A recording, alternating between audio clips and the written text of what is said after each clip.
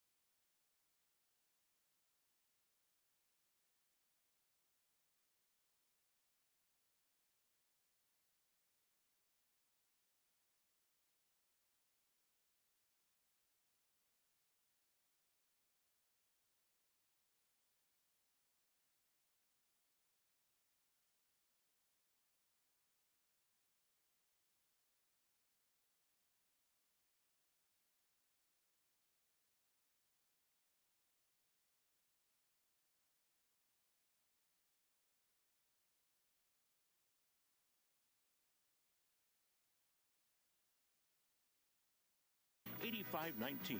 Available at newsstands everywhere. In its fourth decade, the Summit League continues its ascent through excellence in the classroom and success in the field of play.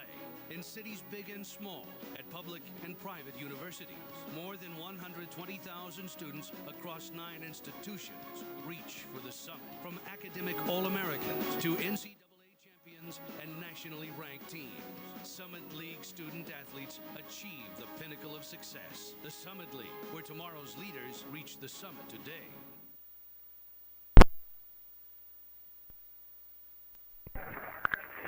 Welcome back, everybody, to the Lutheran Health Network pre-match show. The first place, Purdue-Fort Wayne Mastodon is taking on the preseason favorite to win the Summit League, the Denver Pioneers, tonight here at Arnie Ball Court. And with us is Mastodon head coach Steve Florio. And Steve, first and foremost, it's a nice 4-match winning streak, and you get the conference season off to a good start Tuesday night with a win over Western Illinois. Yeah, it was a really good team effort against Western Illinois. That's what we've been going for, playing team volleyball, and we really worked on that first few weeks. It showed up down in Edwardsville and then showed up again on Tuesday night. So really proud of how we're progressing. And we talked Tuesday night about, you mentioned the team effort, but you have the Summit League Offensive Player of the Week in Katie Crow. And Katie had a double-double Tuesday night, 11 kills, 10 digs, couple of service aces. And as a junior, she's starting to show that leadership quality. Yeah, she's really coming around. It's, Nicole Reitnauer on the team last many years, always the focus of most teams' defense. She's gone, so now teams are probably focused on Katie, so that's an adjustment for everyone to make when you all of a sudden you become the player of interest to opponents, and I think she's done a good job with that adjustment.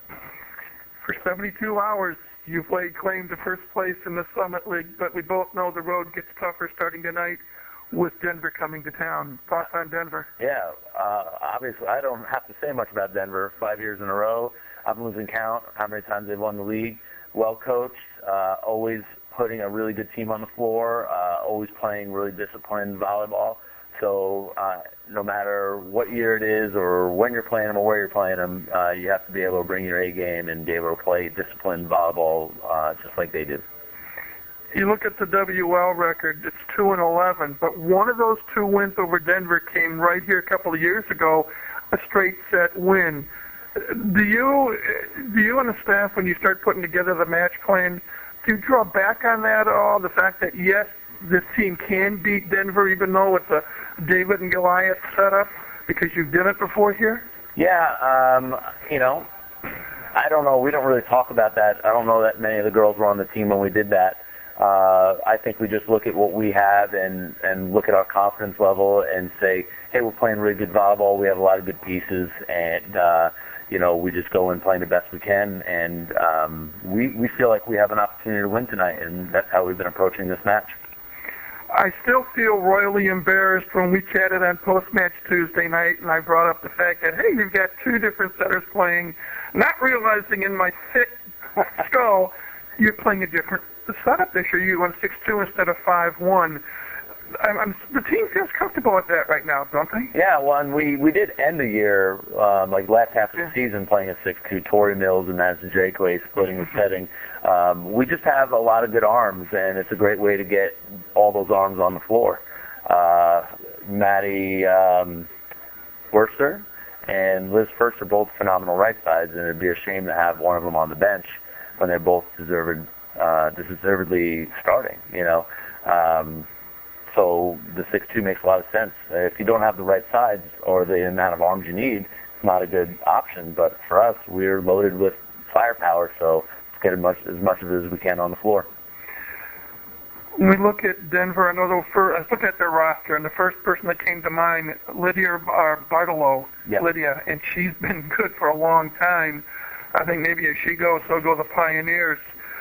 When you prep for a match like this, and you know that the opposition has a number of good players, do you pinpoint one player to attack, or are you just looking to work whatever you think is best? Well, we're trying to play our best volleyball, Okay. and we of course have a plan, but we don't focus on it.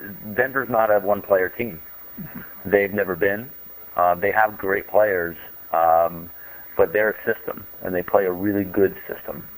And so we're just prepared to play against that system. And Bartolo is awesome. She's a really great player. But if you look at the success they've had over 5 years, it's been different players in those positions. They interchange the positions as players graduate, and they have the same success. So it's not player-driven, it's system-driven, and they're really good at what they do. So we're just prepared to play against that system. Well, your team is 1-0 in the league. Denver's playing their first Summer League match tonight. You've got the 4-match winning streak. You're playing at home. Good luck against Denver tonight. Thanks, Mike. Appreciate it. Head coach Steve Florio and his pre-match thoughts on this matchup between his Mastodons and the Denver Pioneers. We'll take a break and come back to Arnie Ball Court in a moment as this is Purdue Fort Wayne women's volleyball.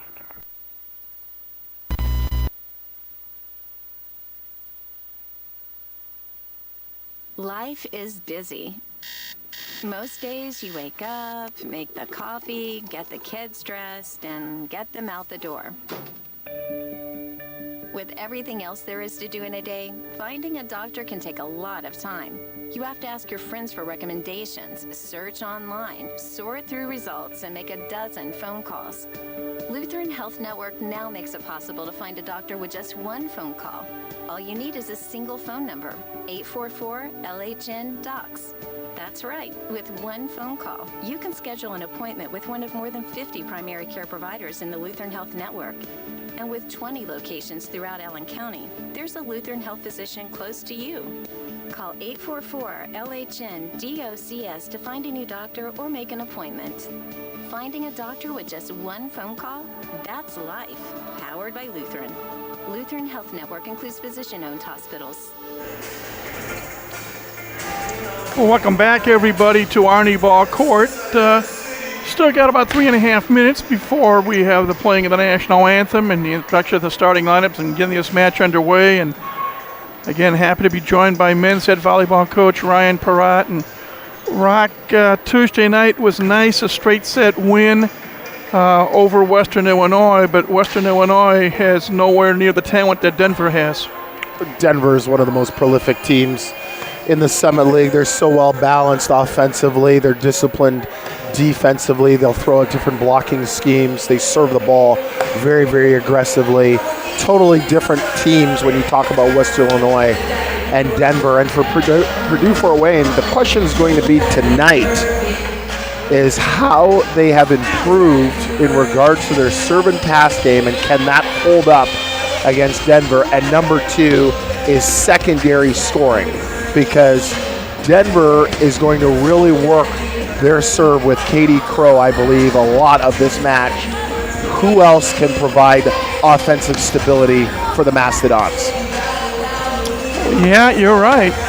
But as I mentioned in chatting with Steve, even though the team is just 2-11 all time against Denver, one of those wins came just a couple of years ago here at home, and it was a straight set win. So on any given night, anything could happen. Well, absolutely. But the thing is, for Denver, this is their first match of the season in conference.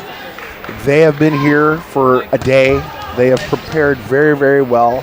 Obviously, they watched the match against Western Illinois. They've done their homework. And it's always about adjustments, Michael. I tell this all the time. When you get into your conference schedule, it's about making the little subtle adjustments to get you over the top. Purdue Fort Wayne must handle the ball and serve aggressively in regards to their play. Denver is ready to show that last year losing in the conference tournament was not a fluke. Although the team they lost to in South Dakota, like Denver, both went to the NCAA tournament.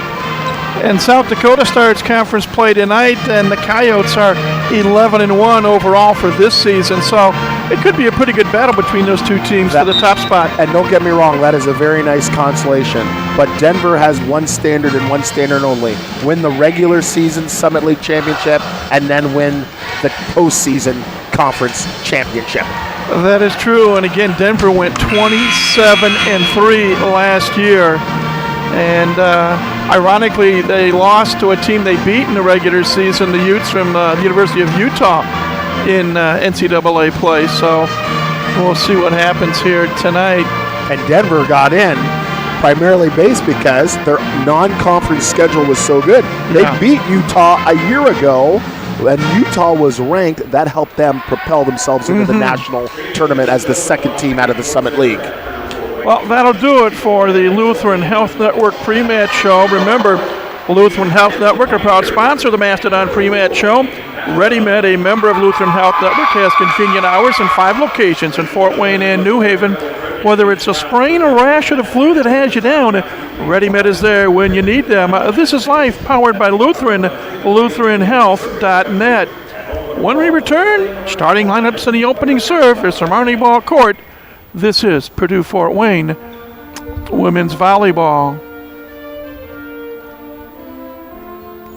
When the City Council is considering what to do with a vacant lot on your block, or your neighbors are raising money for a new playground, who brings you that story?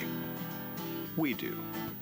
From swing votes to swing sets, your stories are our stories. Trust the Journal-Gazette. For home delivery, call 461-8519.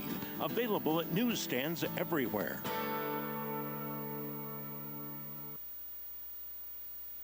In its fourth decade, the Summit League continues its ascent through excellence in the classroom and success in the field of play. In cities big and small, at public and private universities, more than 120,000 students across 9 institutions reach for the summit. From academic All-Americans to NCAA champions and nationally ranked teams, Summit League student athletes achieve the pinnacle of success. The Summit League, where tomorrow's leaders reach the summit today.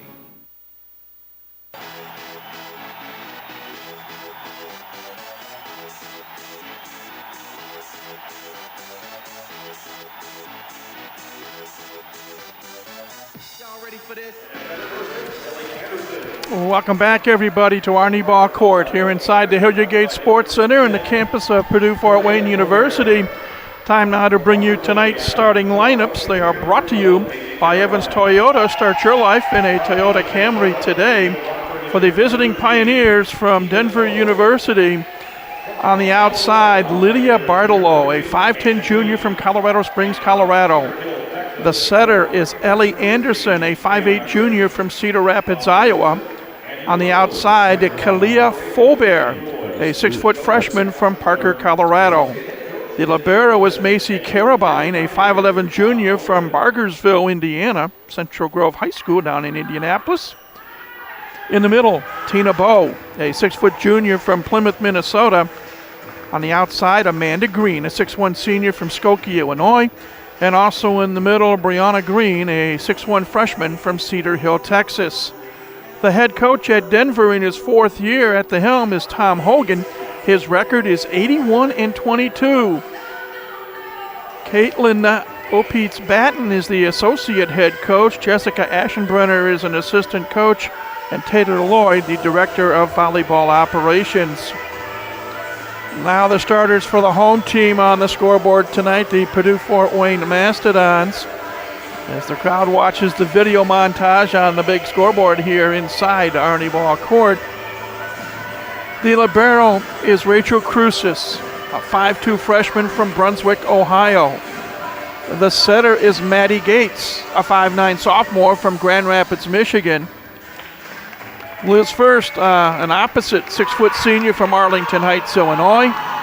On the outside, the reigning offensive player in the week in the Summit League, Katie Crow, a 5'11 junior from Leo, Indiana. In the middle, Sandra Huvels, a 6-foot middle blocker from Rhine, Germany. Also on the outside, Sydney Schiller, a 6-foot freshman from Battle Creek, Michigan. And in the middle, Sydney Borst, a 6-foot junior from Sylvania, Ohio. The head coach of the Mastodons in his 6th year at the helm is Steve Florio. His record is 70-104. He is assisted by Jasmine Fulliff, and Mitch Baumgartner is the graduate assistant coach. Our officials tonight, the up official is Ed Thornburg, the down official is David Vandermeer. And Rock, we're just about ready to go, Denver and Purdue-Fort Wayne. Good crowd coming in on hand too, Michael, as it pours rain outside. This will be such a good volleyball matchup between Denver and Purdue-Fort Wayne. Good tradition. It's hard to believe that Coach Hogan has only been around for 4 years. The success that he has had taking over for the Pioneers 4 years ago, just tremendous. He has done an unbelievable job turning this mid-major program into a powerhouse. He really has. He is a graduate of Miami of Ohio, so he has some Midwest lineage, so to speak. But now he's out in the Rocky Mountains. Mastodons, with the exception of the libero, wearing the white jerseys tonight. Black numbers trimmed in gold front and back. Purdue in gold across the front. Fort Wayne in black across the front. Black shorts. The Pioneers wearing maroon shirts and gold trim. White numbers trimmed in gold front and back. The word Denver in white trimmed in gold across the front. They too wearing black shorts. Rachel Cruz is the Mastodon libero wearing a black jersey with white numbers and lettering. And the libero for Denver, Macy Carabine, wearing a white jersey with maroon numbers. And Denver in maroon across the front. Purdue Fort Wayne won the toss. They're going from right to left, and Maddie Gates, the sophomore from Grand Rapids, Michigan, ready to get this match underway. And here we go from Arnie Ball Court. Both teams, Michael, start in rotation one, and that's one of the areas. Denver runs a quick tempo offense to the pins. They like to try and push a lot of tempo. The first ball off speed, center of the court. Everybody in Campfire defense watching it hit the floor. And Lydia Bartolo got that first point. She's now serving.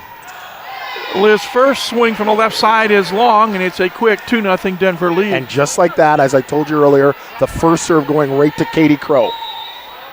Rally point scoring as always. Point in every serve. Play to 25, sets 1, 2, 3, and 4. If we go to a fifth set, play it to 15, still have to win it by 2. Schiller from beyond the 3-meter line, dug out in the backcourt by Bartolo. Oh, nice dig by Maddie Gates. Getting a dig is the libero, Carabine for Denver. Long rally. First over a double block. Oh, Bartolo with a one-hand diving dig. Gates digs one out for Purdue Fort Wayne, and on we play. Katie Crow, cross-court swing, and it is long, and Denver wins that point, but it took a long time for him to win it. Sensational defense by Denver, touching everything at the net, keeping the ball off the floor. Purdue Fort Wayne engaged defensively, but that's their second attack error so far in 3 points played. Bartolo continues to serve for Denver. First, clip the antenna.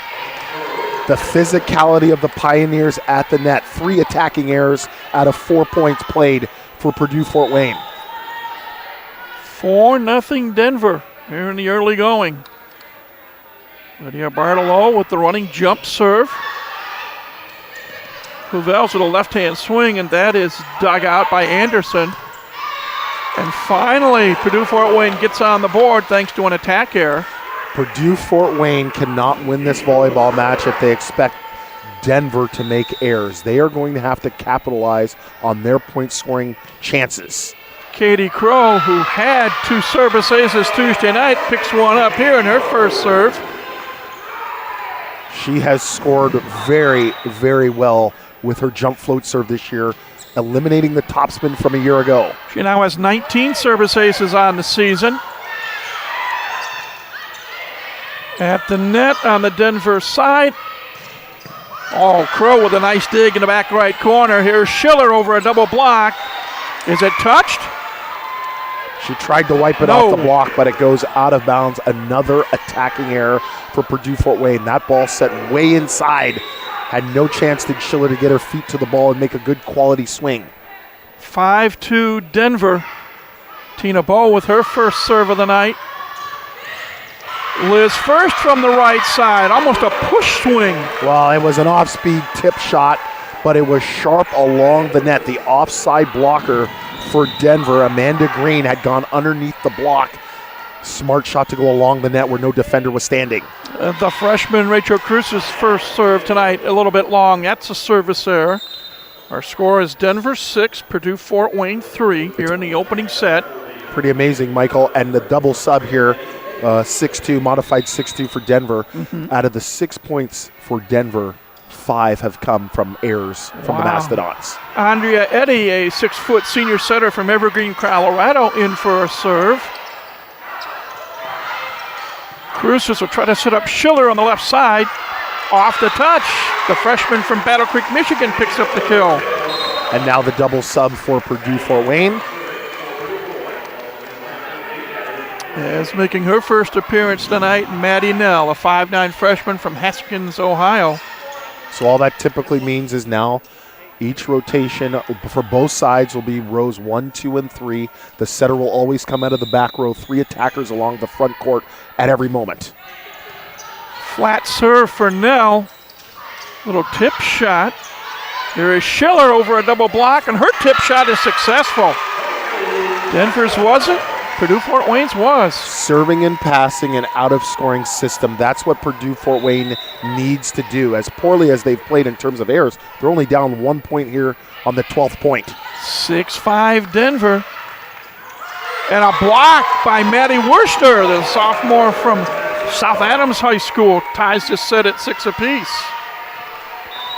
3 straight Mastodon points have forged this tie.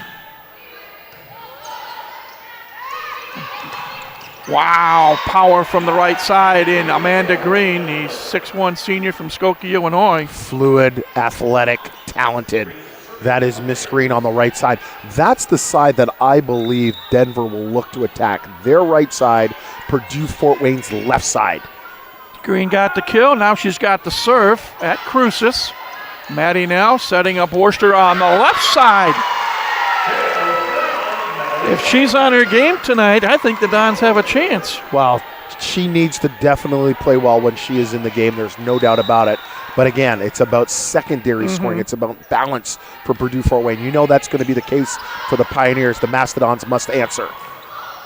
And again, and coming right back is Bartolo from the left side with what I call the dink shot. The off-speed shot, and again in the center of the floor. The Mastodons in campfire defense expecting harder heat. They must pick up that ball. They must pick up the arm swing of the attacker. Macy Carabine, the Denver libero, with the serve. Here's Worcester picking up her 3rd kill already. A lot of junk hitting the floor early on. Teams dug in, expecting heat. The off-speed working, and the off-speed working, Michael, in the center of the floor. Aside from the one ball that first tipped along the net, everything that has been rolled or off-speed or tipped into the center of the floor has scored for both teams. Sydney Borscht with a service there, and that will give Denver a 9-8 lead.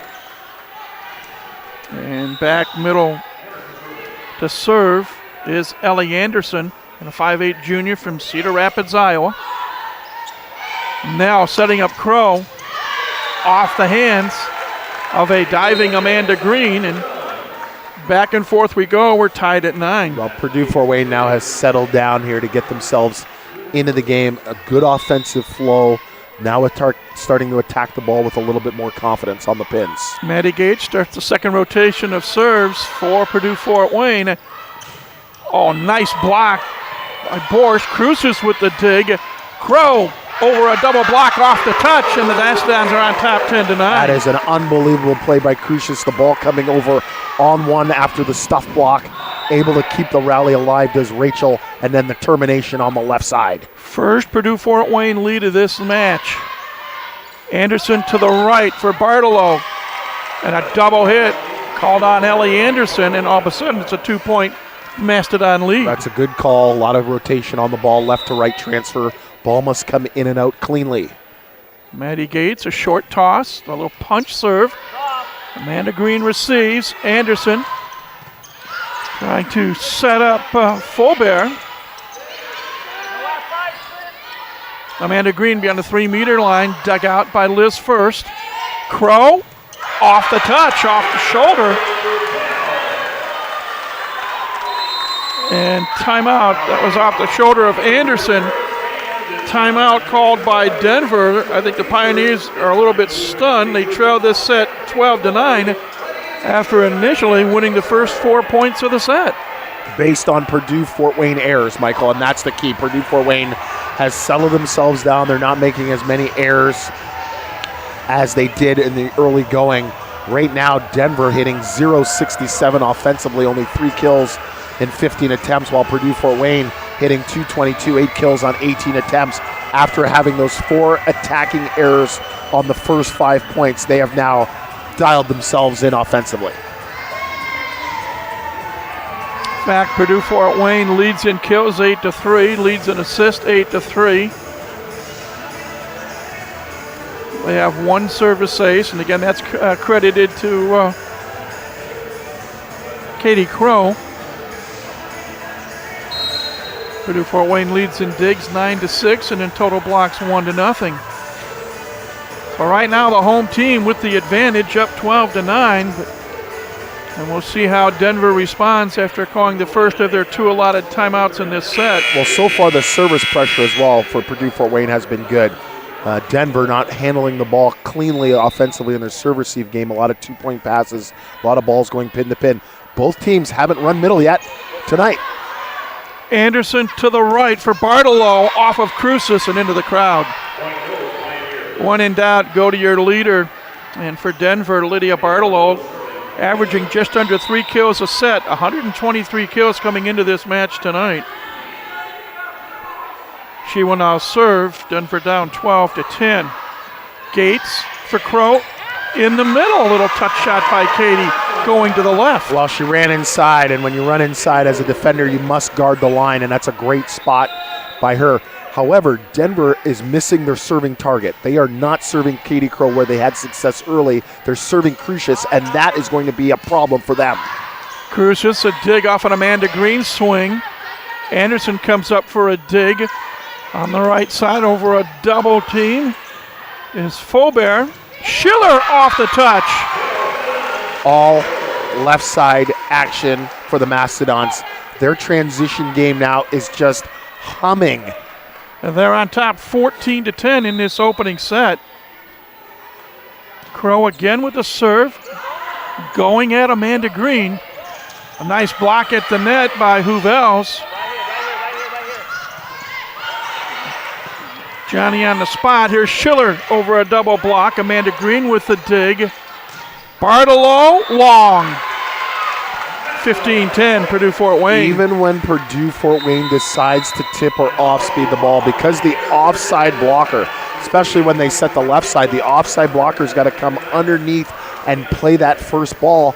A lot of, not confusion, but you know it's a predictable set going high either to the right side for Denver or into the pipe where they have not been successful latter parts of this opening set. Tom Hogan's called his second and final timeout of the set.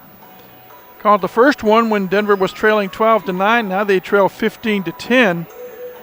When you call timeouts so close to each other, what do you tell your team? Well, it's all about trying to stop the momentum, and that's what Coach Hogan is trying to do because Purdue-Fort Wayne has amped up their game. They're playing really well in their transition game.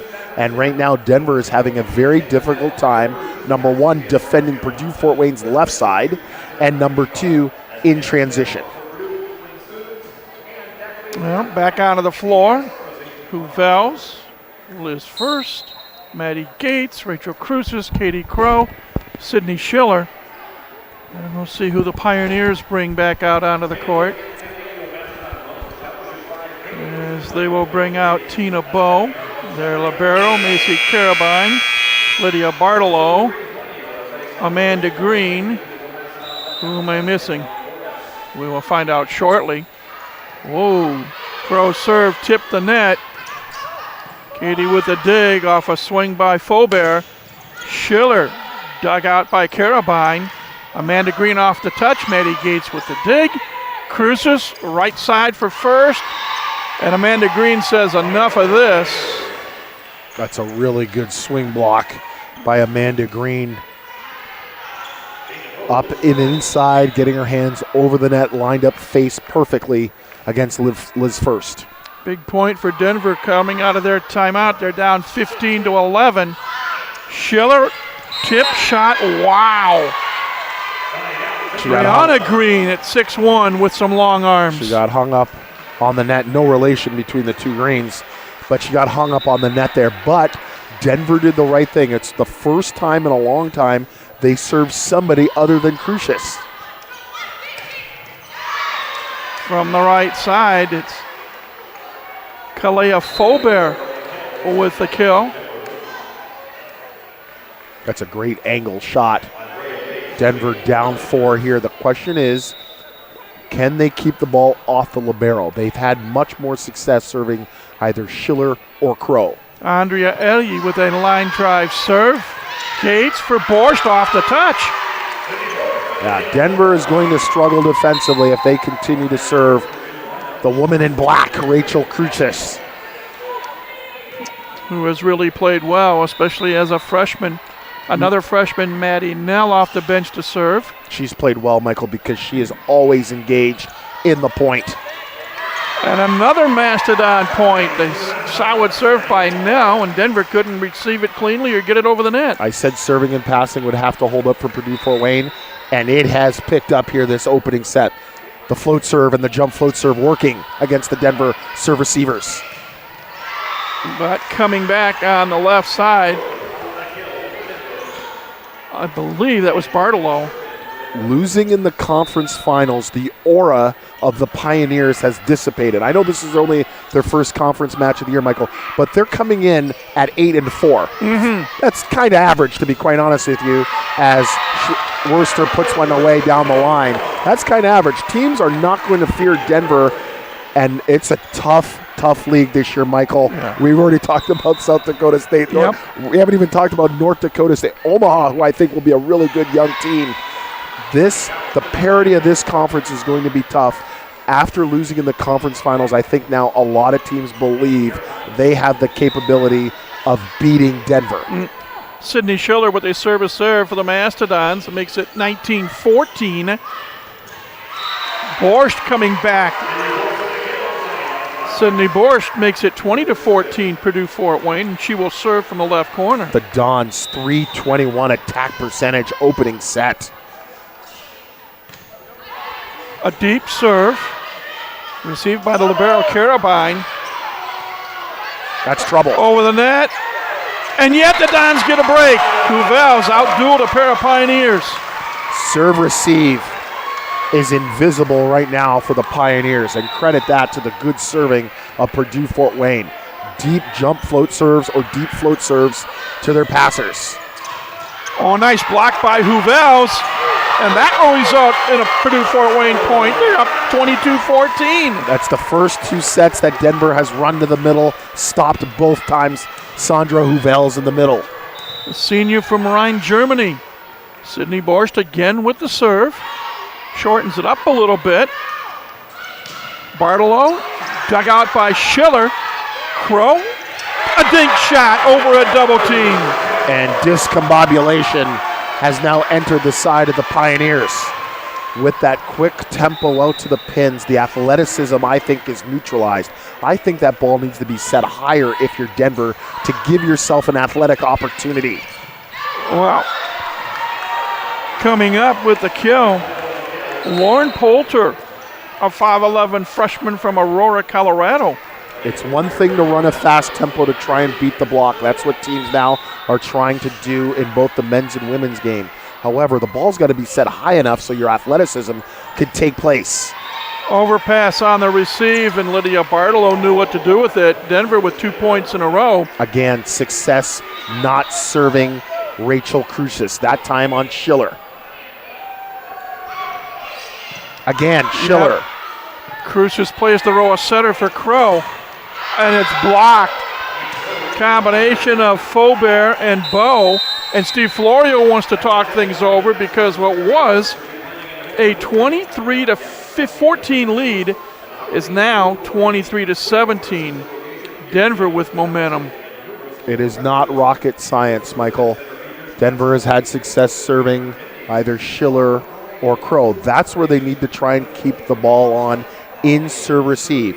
Passing not there yet. They're not dialed in. Eventually, if you're a Mastodon fan, you're hoping that becomes the case. But right now, this opening set, that's not. You need to start serving the ball in white uniforms as opposed to black uniforms. Good turnout tonight here at the Arnie Ball Court. Pep Band is in action as well, which is always a good aid. Again, it's Purdue Fort Wayne 23, Denver 17.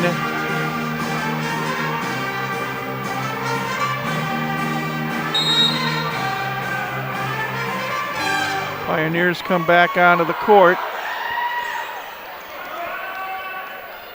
And continuing to serve will be Ellie Anderson, a 5'8" junior from Linn-Mar High School in Cedar Rapids, Iowa.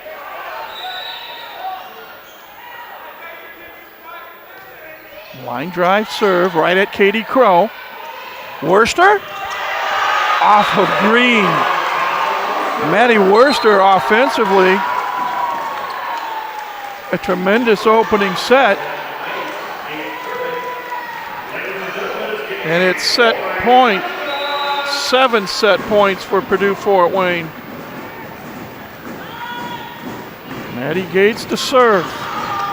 Anderson, a nice block by Huvels. But 1 set point averted thanks to Kalia Faubert. Now 24-18. Denver with the serve. And Lydia Bartolo.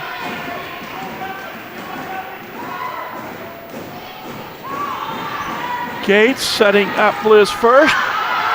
Off the touch. And the first set in the books. And the first set goes to Purdue Fort Wayne by a score of 25-18. A little bit of a surprise, but you just never know when you take to the court. Team switch ins. We'll take a break. Set 2 coming up in about 2.5 minutes. Again, our opening set won by the Purdue Fort Wayne Mastodons by a score of 25-18 over the Denver Pioneers. And from Arnie Ball Court, this is Purdue Fort Wayne Women's Volleyball on YouTube. Hi, I'm Rick Evans with Evans Toyota. Many dealers talk about customer satisfaction, but we live it, and we're willing to back it up. We want the Evans experience to be the best experience you can have every time you are here, whether it's in sales or in service. So we have installed Red Phone hotlines throughout the entire dealership. Pick up any of the Red Phones, and it will ring to my personal cell phone. If your Evans experience is not everything that you think it should be, I want to know.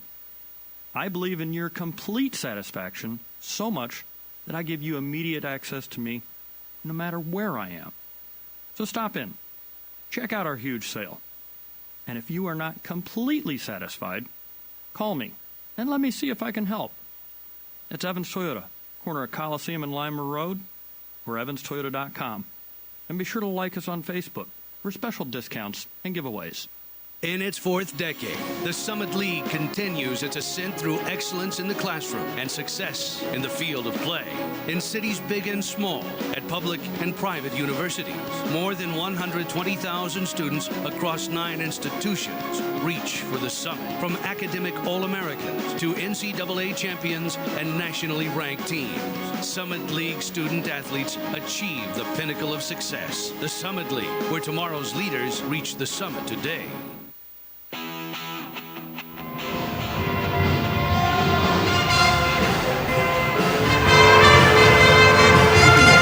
Well, welcome back, everybody, to Arnie Ball Court. Along with Ryan Parrott, I'm Mike Maz. And Rock, the Mastodons won the opening set 25-18, and they dominated every category, leading in kills 17-9, leading in assists 17-8, leading in digs 16-9, and leading in total blocks 3-2. Well, the formula is simple. Their serving is very, very effective. 2 aces and only 3 service errors.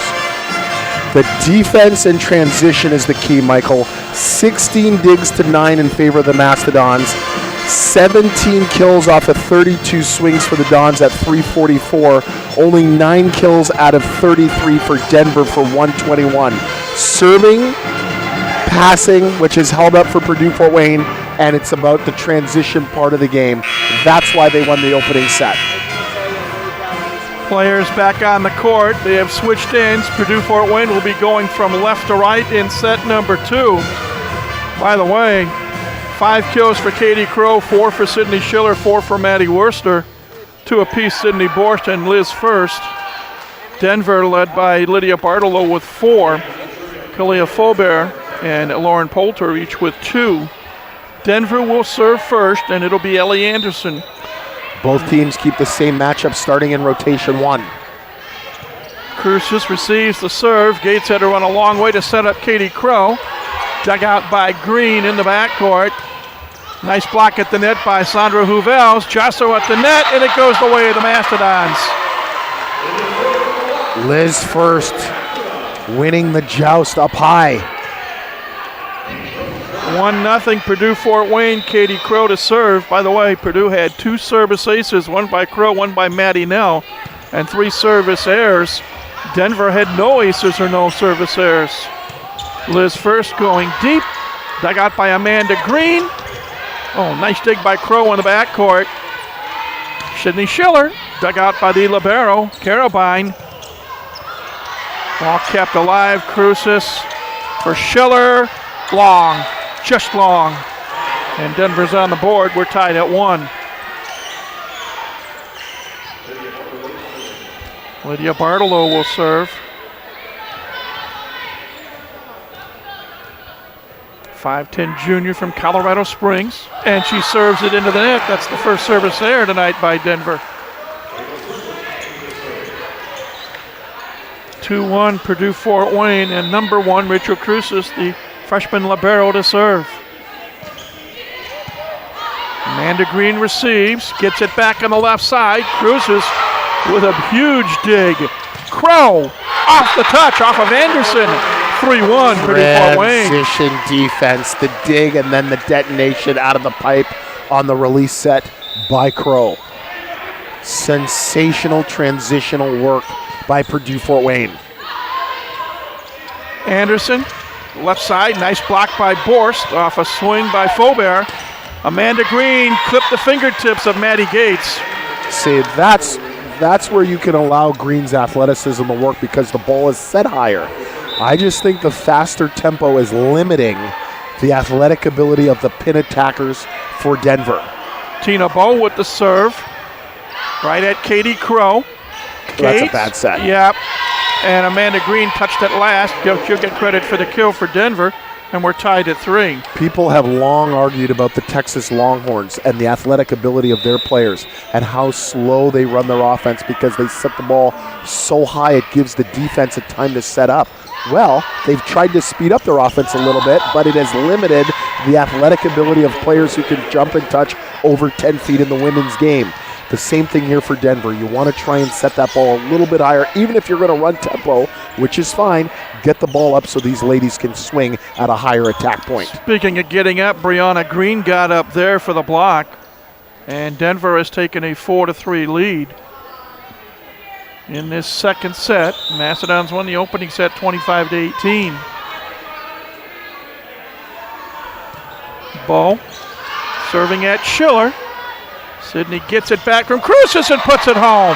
Out of system scoring. Bad pass, limited option. Schiller sneaking it through the arms of the Pioneer block. Sydney Schiller came into this match with 101 kills, not to mention 8 service aces. Maddie Nell to serve at 4-4. Anderson for Amanda Green, dug out by Schiller. Worster, and somehow Denver keeps it alive. Pinball action. Sydney Borst, yes. If Denver doesn't change their serve-receive pattern, they are going to get beaten here tonight. They can't pass the ball. Everything's a 2-point pass, and they're trying to run this tempo from so far off the net. And Purdue Fort Wayne is just making them pay because in transition, that's the time they want to run middle. Bartolo with a defensive return. Free ball chance. Sydney Schiller and rejected. That ball was set too tight onto the net. Maddie Nell set that ball way too tight. And then the stuff block on Schiller. But the question is, can Purdue Fort Wayne sustain this high level of play defensively? Because it is exquisite. And can Denver make the necessary adjustments to make this competitive? Andrea Eddy with a service error, and that gives the Purdue Fort Wayne Mastodons a 6-5 lead.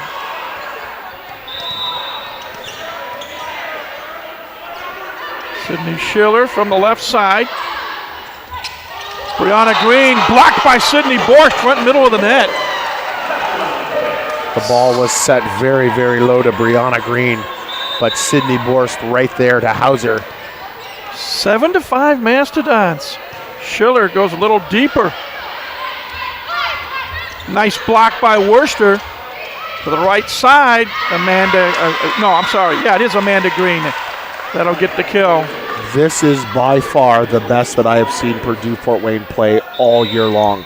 And it comes at a great, great moment for them because, Michael, as October turns next week, Tuesday, they're going to go on the road. So this is unbelievable play by them here at home. Borst rejected at the net. Worcester cruises, and it goes into the crowd. We're tied at 7. You're right, Rock, and we'll talk about that in a little bit. But after tonight, our next broadcast will be 2 weeks from tonight when Oral Roberts comes to town. But that is one of, I think, 8 matches that the team will play at home. Worcester? Maddie Worcester, 6'3" sophomore from Bern, Indiana, South Adams High School. And Oral Roberts is where our men's soccer team will play their Summit League opener tomorrow. Borst serving at 8-7. Nice dig there by Maddie now. Worcester with the right hand. How about that? Again, along the net. The offside blocker for Denver comes underneath the net to play defense. If you're going to tip along the net. That is great scouting by Coach Florio and his coaching staff. 9-7 Purdue Fort Wayne. Borst again serving from the left corner. Bartolo, jog out, now throws it up. Katie Crow at the 3-meter line. Dug out by Amanda Green. Long and wide the swing, I believe, by Ari Winters, a 6'1" freshman from Ankeny, Iowa. 10-7 Mastodons. Eddie setting up Bartolo, and somehow Schiller got a dig, and Worcester with those long arms got the kill. It is all Purdue Fort Wayne. Timeout called by Denver as they now trail the second set 11-7. Wow. And the crowd here inside Arnie Ball Court loving what they're seeing, except those that have traveled from Denver. And we mentioned Oral Roberts. The Pioneers will be playing at Oral Roberts on Sunday. And that's not an easy place to get a win at. Right now, Purdue Fort Wayne hitting .326, 23 kills, 46 swings, 8 attack errors. Denver hitting .080, 12 kills, 50 swings, 8 attack errors. Can't believe that Purdue Fort Wayne leads in kills 23-12. Well, Michael, when you take a look at it, the dig number is unbelievable. 24 digs for Purdue Fort Wayne. 24 digs, 23 kills. Think about that. Their kill percentage is right at 50%. If you can, especially in the women's game, we talk about this in the men's game. If you have a kill percentage that's kills over your total attempts of 50% or more, it is very, very rare that you're going to lose a volleyball match. Sydney Borst, again the 6-foot junior from Sylvania, Ohio, serving out of the Denver timeout. Amanda Green to receive. Eddie, quick flip to Brianna Green, and that is dug out. Here we go, Bartolo, and somehow Schiller got an arm on it. Worcester, yes! 12-7 Purdue Fort Wayne. Energy comes from playing defense. When you dig and detonate, energy is produced, and that's exactly what's happening point per point per point for the Purdue Fort Wayne Mastodons. A little too much energy there for Sydney Borst. Her serve about 5 feet long. But Mastodons still have a 4-point lead, 12-8. And the libero, Macy Carabine, serving for Denver. Serving at Sydney Schiller. Worcester, 3-meter line. Dug out by Eddie. Anderson dug out by Maddie Nell, and Worcester mishits it, hits the top of the net and spins backward. 2 straight Pioneer points, and now they're down by just 3, 12-9. Macy Carabine, a 5'11 junior from suburban Indianapolis with the serve, and wow. A little bit of power by Ari Winters. And it's 12-10. Here comes Denver. Again, the serve back on Crow here. She needs to steady herself, angle that platform, and get it to the target. That time Schiller makes a good pass. Little touch shot. Kept alive by Carabine. Crow? Yes! Off the touch. When Purdue Fort Wayne tips and off speeds the ball, that time the setter has to play the first contact. It's trouble for Denver. They don't know what to do with the ball. That time they had to put, as you call it, a defensive return over the net, and the Mastodons just make them pay. Maddie Gates serving at 13-10, Purdue Fort Wayne. Denver having trouble. Carabine, a defensive return. Free ball chance for Liz first. Dug out by Eddie. Carabine throws it right side. Schiller with the dig off a swing by Winters. Wow! Sandra Huvels with a windmill swing. That's where Purdue Fort Wayne can run the middle in transition. They're not doing it off a serve receive. They're doing it in transition, and both Sandra Huvels and Sydney Borst are coming through. And Denver calls their second and final timeout of the set. They now trail Purdue Fort Wayne 14-10. You know, the other thing that I'm enjoying, Rock, the team is playing well on the floor and the crowd's into it, especially the student section. Well, when you play well, you give somebody and people an opportunity to cheer, and that's exactly what's happening. The seventh man, if you will. Mastodon still lead in kills 26-12. They lead in assists 26-11. They lead in digs 28-18. They lead in total blocks 5-4. They have the only 2 service aces in the match thus far. They have committed 4 service errors. Denver's committed 2 service errors. Denver hitting 074, Purdue Fort Wayne 296. You wonder, Denver, knowing that they're a good team, knowing that they went unbeaten in league play last year, could they have underestimated the Mastodons? No, and unfortunately, Michael, I hate to say this to be a bit of a school, but that was last year. And after losing in the conference finals, that is what changed everything. Teams now have made the adjustments to Denver. They know that they can slow down their speedy tempo. They know if they serve the ball well, they have an opportunity. And that's exactly what's happening here tonight. It's about the adjustments Purdue Fort Wayne has made from a year ago. Katie Crow went down the line just a little too long. Denver gets the point out of the timeout. They now trail the set 14-11. And that's reason number 1. Reason number 2 is it's hard to win on the road, Michael, in all of sporting the world. It is hard to win on the road. That's the other key. Ellie Anderson serving for the Pioneers, going right at Sydney Schiller. Liz Morse off of green, yes, point Purdue Fort Wayne. 15-11 Mastodons. Just high level, and it has sustained itself on the side of black and white. They led 15-11 in the first set, but Lydia Bartolo has other ideas. So that's just great tempo to Bartolo. Ball's nice and high. It's vertical. She can get her feet to the ball and wail away. That is the set that Denver needs to make the adjustment on their left side. Bartolo to serve. Going at Schiller. The freshman. Off the touch. And it's 16-12 Mastodons. Schiller's 7th kill of the match. Rachel Cruces, the freshman libero, with the serve. Anderson. Oh, nice dig by Maddie Gates. Schiller. Bartolo on the backcourt with a dig. Anderson attacks. Cruces with the dig. First denied by Bartolo.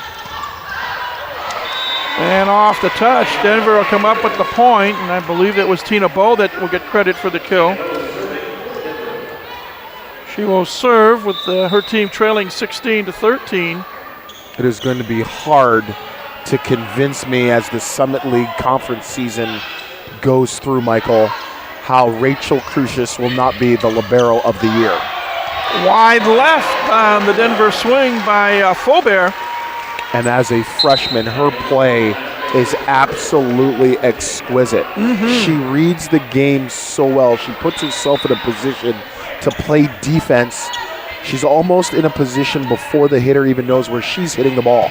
It is exquisite. 17-13 home team momentarily, but Kalia Faubert. Again, the right side. The right side is where Denver has had a lot of success. And with this 6-2 modified format with the subs, they can work that right side if they handle the ball.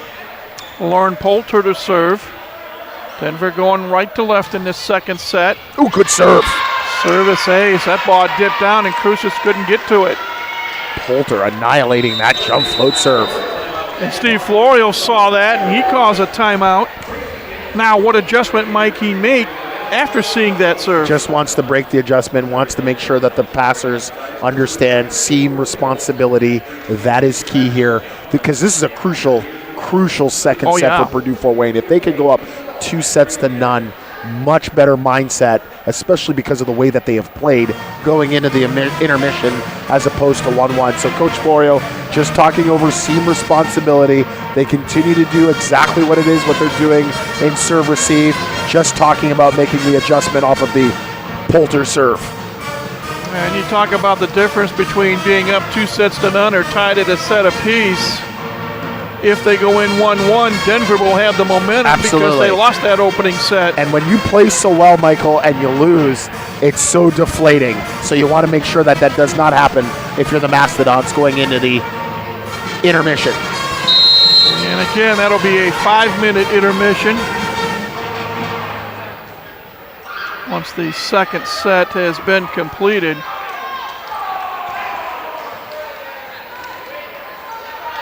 Mastodon's hitting 300. Pioneers 117.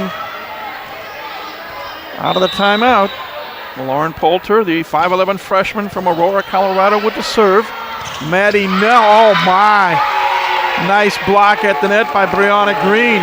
They had that scouted perfectly. Brianna Green reading that on a good pass that they would run submittal, and Borst rejected on the cutback. Pioneers serving for a second set tie, and they got it. They got a little bit of luck. It serve hit the top of the net and spun down, but it's a service ace. Pressurized serving by the freshman Lauren Poulter. This is a gem of a jump float serve. Hard and flat. And a service error will put an end to a 4-point Denver run and put Purdue Fort Wayne back on top, 18-17. Denver back in it there after that good 3-point scoring run. Sydney Schiller with the serve. Carabine Cruces with the dig off a swing by Winters. Oh my, good timing by Katie Crow. And the Dons are up 19-17. Taking advantage of the poor passing by Amanda Green, who's front row right. They serve her, and that ball hits Poulter in the head off the serve.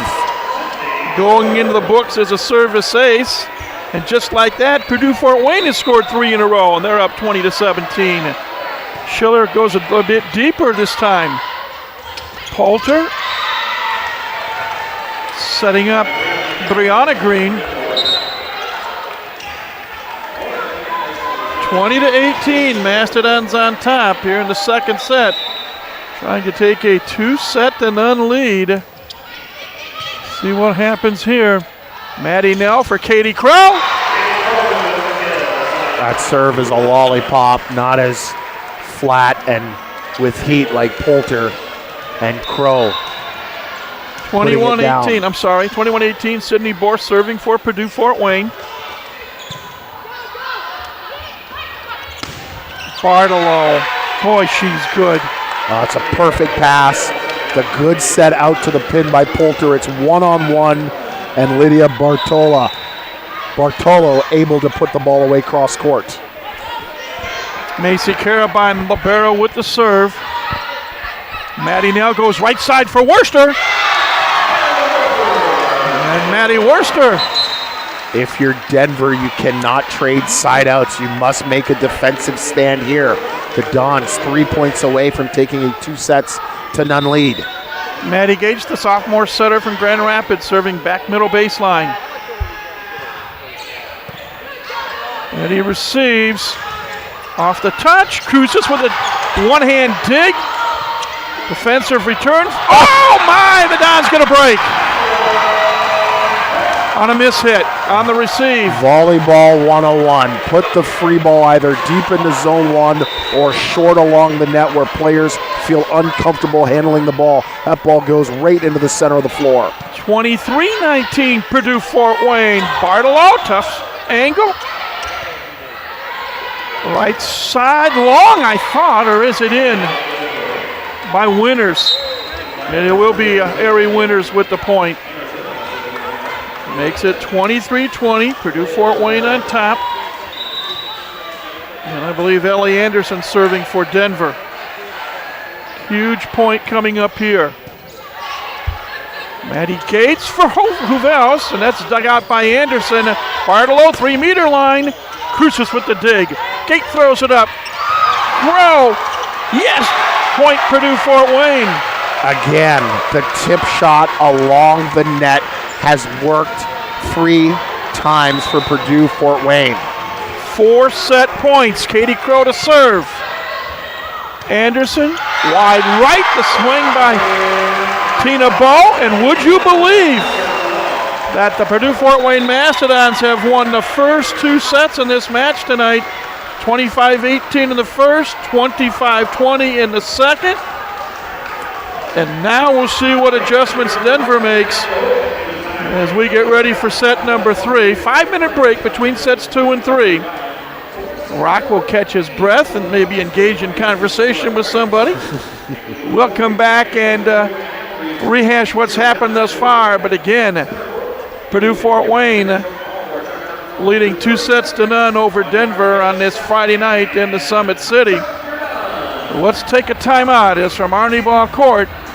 This is Purdue Fort Wayne women's volleyball on YouTube. Find your path and empower your future at Purdue University Fort Wayne. Seize opportunity with small classes, top faculty, and a degree that moves you forward. Experience everything and become anything with an education as unique as you are. Explore our degree programs and learn more about important application information by visiting pfw.edu/future. We are Purdue University Fort Wayne, and this is an education with purpose. All across America, people are making the move to improve their TV and internet service by dropping satellite and switching to Xfinity, like Michelle and Martin. The reason we left satellite was because they couldn't offer a really good internet package. And now that you've switched? The Xfinity internet service has been outstanding. It's been really fast, it's been very reliable. The streaming, the video is great. I love Xfinity On Demand because there's a lot more options for my kids to watch. What about the customer service? Comcast customer service has improved a lot over the last few years. And the appointment windows are a lot shorter. It really helps our schedule. I'm Michelle. And I'm Martin. We weren't happy with satellite, so we switched to Xfinity. Join the move to improve and try us risk-free for 30 days. Get started with Xfinity TV from Comcast for just $19.99 a month for a year. Call 1-800-XFINITY today. Offer ends 12/31/14. Restrictions apply. Not available in all areas. Limited to digital economy TV for new residential customers. Equipment, taxes, and fees, including broadcast TV fee extra. Subject to change. After promo regular rates apply. Call 1-800-XFINITY for details.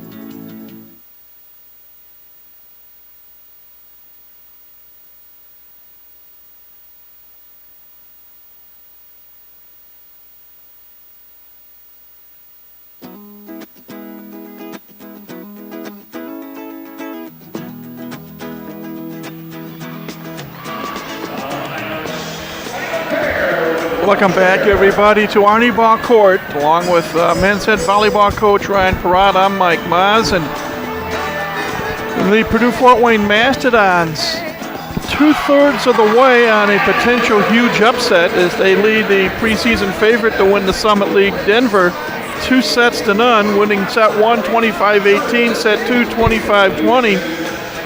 And Rock, when we look at the numbers, 34-18 the advantage in kills, 33-17 in assists, 34-22 in digs, and blocks are even at 5. But Mastodons have the momentum right now. Well, it's all Purdue Fort Wayne, Michael. Their transition game and their serving and passing has been stellar. That's been the key. Listen, 50% kill percentage, 34 kills on 68 swings for Purdue Fort Wayne. They're hitting .324 as a team. That is off the charts numbers for them. 34 digs for Purdue Fort Wayne to only 22. It's the amount of digs that you've had that equals kills is phenomenal. They are just dialed in defensively, and they are really taking it to Denver offensively. Katie Crow with 10 kills, the only player on the court from either team in double figures in that category. 9 kills for Maddie Worcester, hitting 667.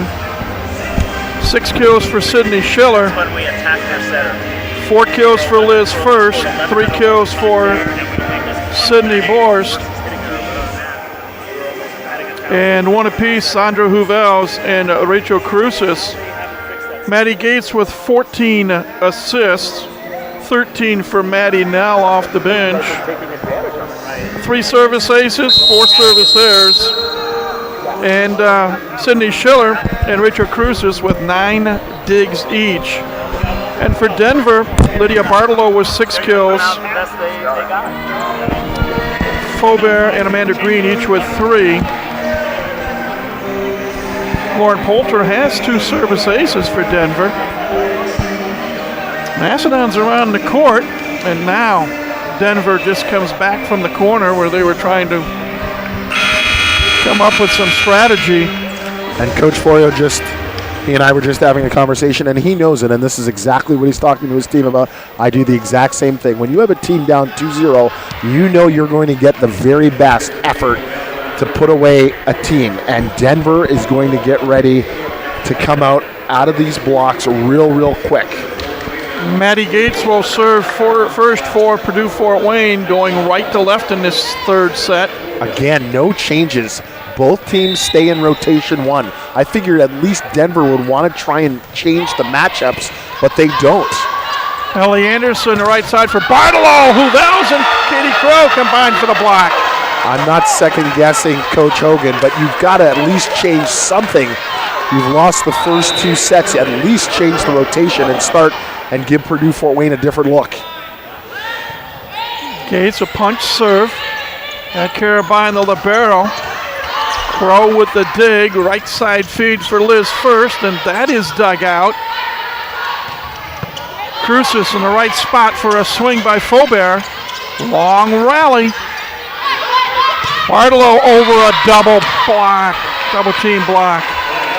Much better swing there by Bartolo, high and deep. And again, success for Denver when the ball is set higher than usual. Lydia Bartolo now with 7 kills, and she will serve at 1-1 here in the third. Gates trying to set up Crow, and that's dug out. And off the touch. Give credit to Faubert. That time Faubert in the out of system as the off blocker. She did not run underneath the 2 blockers. She stayed along the net. That's exactly where Crow tipped the ball. She was able to play the ball and get the kill. Tough angle. Katie Crow with an underhand swing to get it across. Nice dig in the backcourt by Sydney Schiller. Gets it back at the 3-meter line, goes down the middle, and that is rejected. An overpass on the dig. Schiller again with the dig, kept alive. The point play continues. Carabine goes left for Green, kept alive by Huvels. On the floor, wide right, point Purdue Fort Wayne. What scrambling at the net. Purdue Fort Wayne able to win that long rally. Tied at 2 with Katie Crow with the serve. Anderson to the right, off the touch. That's a good blocking move, one-on-one. Faubert. Schiller against Faubert. She dived hard into the angle. She was able to get a touch on the ball. Gates, with the effort, couldn't make it up. Tina Boda serve for the Pioneers, up 3-2 here in this third set. Right at Rachel Cruces. Gates, right side for Liz First. That is rejected.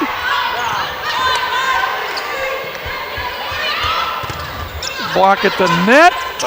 And a mistimed jump by Brianna Green results in a Mastodon point. That play, and there is blood here. Maddie Gates is bleeding on her hand. When she dove for the previous ball, she must have split open her hand here, so they're going to have to tend to that with all the blood. That play where the setter tries and sets the ball over on 2 from the floor, that's rarely going to work anymore. Teams have scouted that out so well that it used to work all the time. Madison Jakeway was phenomenal at that. Fred Santos on our men's team, great at that as well. teams have now scouted that. They're now dug in with the setter. So she needs Gates I'm talking about here, has to do a much better job with control. They're just getting some tape on there to stop the bleeding. I've never understood this, by the way, in volleyball. No offense. I understand that you have to get this tended to, but you as a coach should either be forced to call a timeout or you have to make a substitution. That's any other sport, you're coming off. Hockey, you're coming off. Yep. Basketball, you're coming off. Football, you're coming off.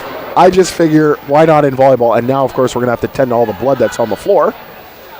And it's cleaned up. It's the unofficial, uncalled, uncharged timeout. Well, there's more blood on the floor, so Liz First has got her hand up, and that's the thing.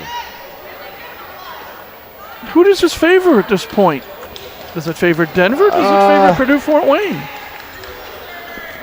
I don't know if it really favors anybody for sure. Maybe a little bit on Denver's side because it takes Purdue-Fort Wayne maybe out of its pace of play. Maddie Gates just talking with Ed Thornburg, the up official. And I think we're ready to go. Credit the training staff with getting Maddie Gates. Emily doing a great job. Cruces with the serve at 3-all. Gates on her knees with the dig. Tough angle, too tough of an angle.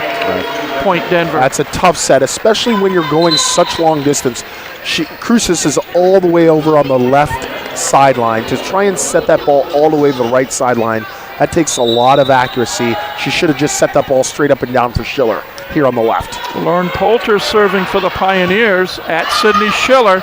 Gates for Borscht, rejected by Brianna Green. It's really hard right now to run middle stationary, meaning the block is already there.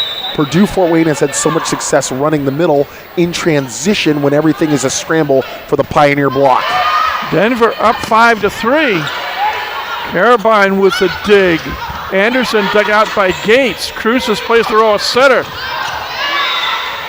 for Katie Crow, who goes long. Well, you've asked who it's helped. It's helped the Pioneers because, as I told you, it slowed down the pace of play a little bit for Purdue-Fort Wayne. I like the choice by Gates to go back to Borscht 2 in a row. Denver did not expect that. Gates on the right side. Off the touch. Liz First with a kill. Her 5th of the night. Both greens there for the Pioneers to block. So athletic. They're so high when they don't really need to be. They just need to worry about getting their hands over the net. 6-4, Denver on top. Maddie Nell, the freshman setter, serving for Purdue-Fort Wayne. Poulter for Green. Ricocheting off Nell and then off Ed Thornburg, the up official. Pioneers back on top by 3 at 7-4.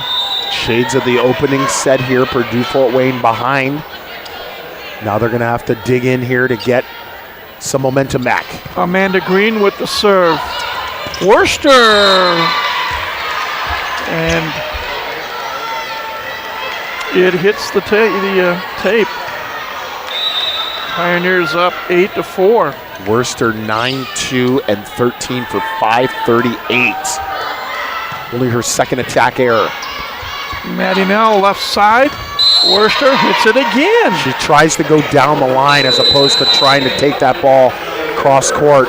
That's a hard shot. You're off wing. She's left-handed, swinging on the left side. It'd be the same thing as a right-hander on the right side. Trying to hit that ball fine down the line. Very, very difficult. Timeout called by Purdue-Fort Wayne. They trail this third set 9-4. And you wonder, and you just go back and think, when Maddie Gates had to get taped up, it was a 3-3 score.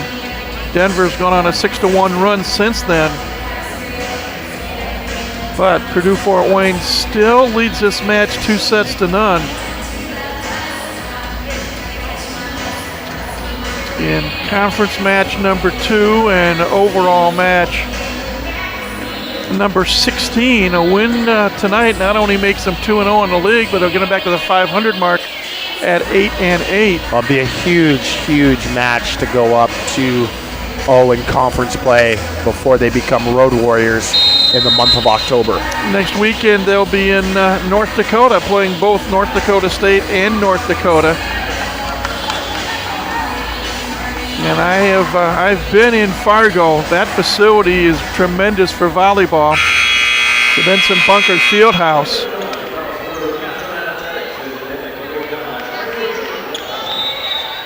Coming out of the timeout. And once again, Amanda Green will serve for Denver. Going left to right, Crow. Serving at Crow this time, Worcester. And that's blocked. Borst will set up Worcester again on a tip shot. Bartolo with the dig. She'll get it back on the left side, partially blocked. Maddie now keeps it alive. Cruises for Worcester again. Right at the libero Carabine. Cruises another dig. Crow for Worcester. That's blocked. Worcester goes deep. Carabine with the dig. Poulter, touch shot. Cruises up for the dig. A long rally. Right side for Sydney Schiller. Off the touch. Yes. Such a tough rotation, and Purdue Fort Wayne gets out of it. A right-hander, Schiller swinging on the right side. Out of system, Worcester trying to swing on the left side. Sydney Schiller, the freshman, to serve. 9-5 Denver. Bartolo long. One-on-one, Bartolo hits that long. She ran the ball that time, catching it behind her head. 2 Mastodon points in a row. They trail 9-6.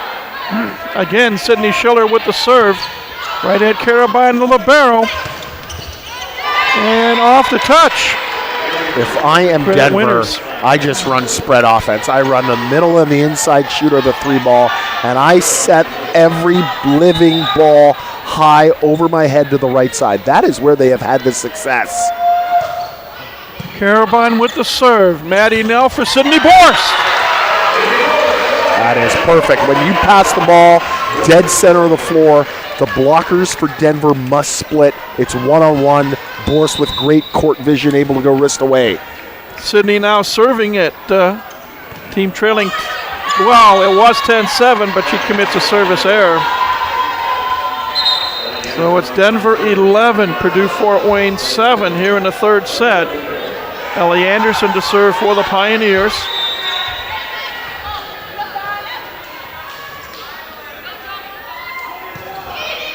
Long, a Pioneer service error. A lot of tension, a lot of tension.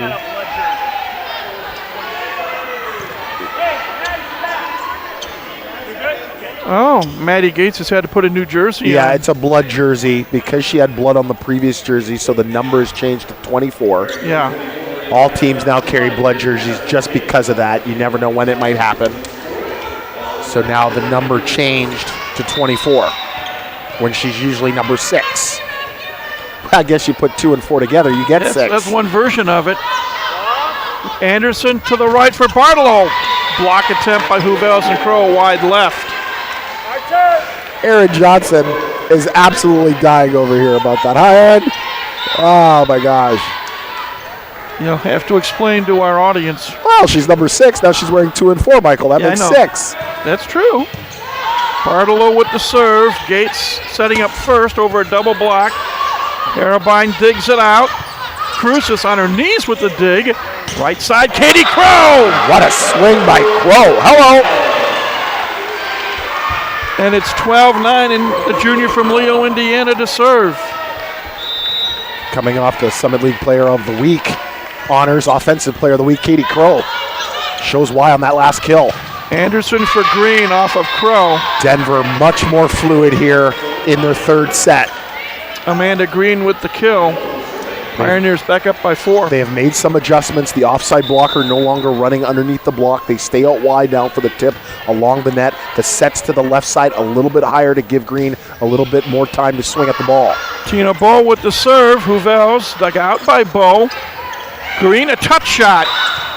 Again, that tempo ball higher for Green. This time she pulls the string. Ball hits the floor. 14-9 Pioneers. Tina Bow, again a 6-foot junior from Plymouth, Minnesota to serve. Michael, you know I'm the most superstitious man in the world. Yes, sir. I wore number 7. If number 7 wasn't available, what number do you think I wore as my backup? 13. Number 1, because it's the closest thing to 7. Oh, service ace. And All of a sudden, Denver on top 15-9. Can the serve receive hold up? This is what we had seen the previous several weeks of the season. Purdue-Fort Wayne must dial it in on their serve receive game. Maddie Gates will set up Sydney Schiller. That is huge. High level swing by Schiller. She was actually on her way down, but the spot to reach high and hit that ball deep cross court where there is no defender, absolutely perfect. Rachel Crucis, unfortunately, with a service error. That's what happens when you trail. You start pressing from the service line. A couple sloppy serves from Purdue-Fort Wayne, causing the unforced errors.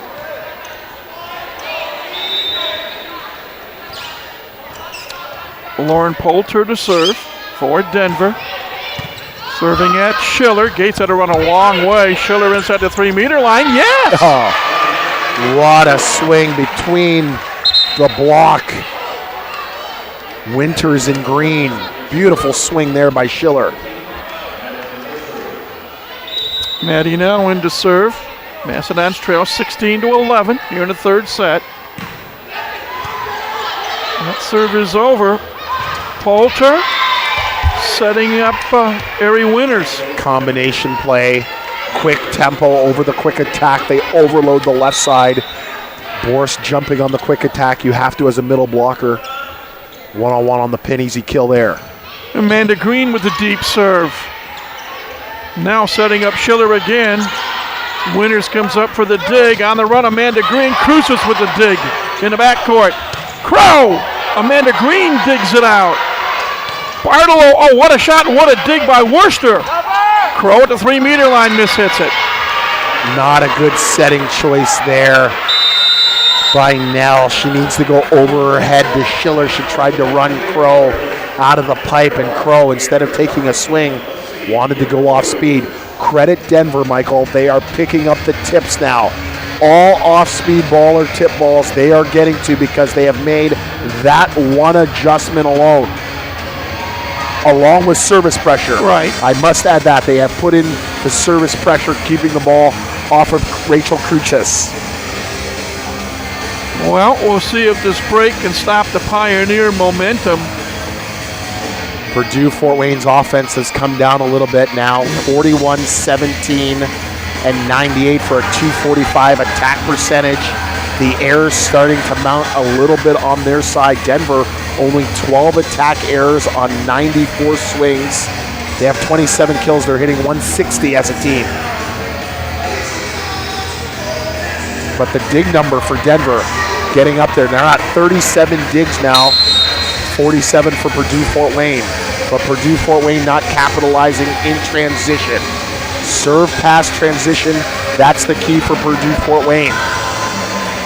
Offensive balance is the key for Denver. Amanda Green, 6'1" senior from Skokie, Illinois, will continue to serve. Crucis receives. Maddie Nell will set up Worcester. And Maddie Worcester. I just think that's such a bad miss off the serve. Why serve the libero? I don't understand it. If you're Denver.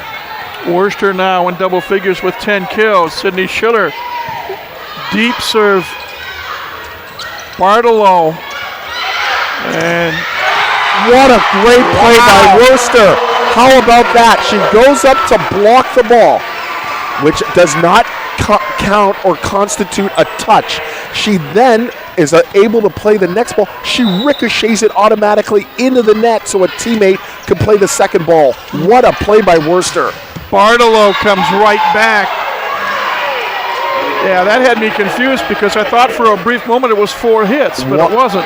On the beach, you see it a lot. Sometimes people can't get their partner in a position, so they actually shovel it into the bottom part of the net so the ball can come out high. Smart play by Worcester. Overpass. Schiller with the dig, but coming back huge is Ari Winters. That's a good block. She got her body aligned perfectly to Crow. outside in, able to take the ball with their hands and throw it down. 7-point advantage. 20-13. Carabine serving for the Pioneers. Bad pass. Yep. They're working over shoulder. Again, Michael, I don't want to beat a dead horse here. I'm not into animal abuse, but when you serve somebody outside of the black jersey for Purdue Fort Wayne, you have a better opportunity to score defensively. That's what Denver is doing here. Macy Carabine, service error. Great coaching strategy by Coach Florio, making a quick substitution as Alexander Trachiak comes into the lineup for a passing sub, causes the unforced error. A 5'1" freshman from Hammond, Indiana. Oh my, Poulter setting up Bow, and I thought it was a miss hit, but it had enough spin on it to just hit inside the baseline.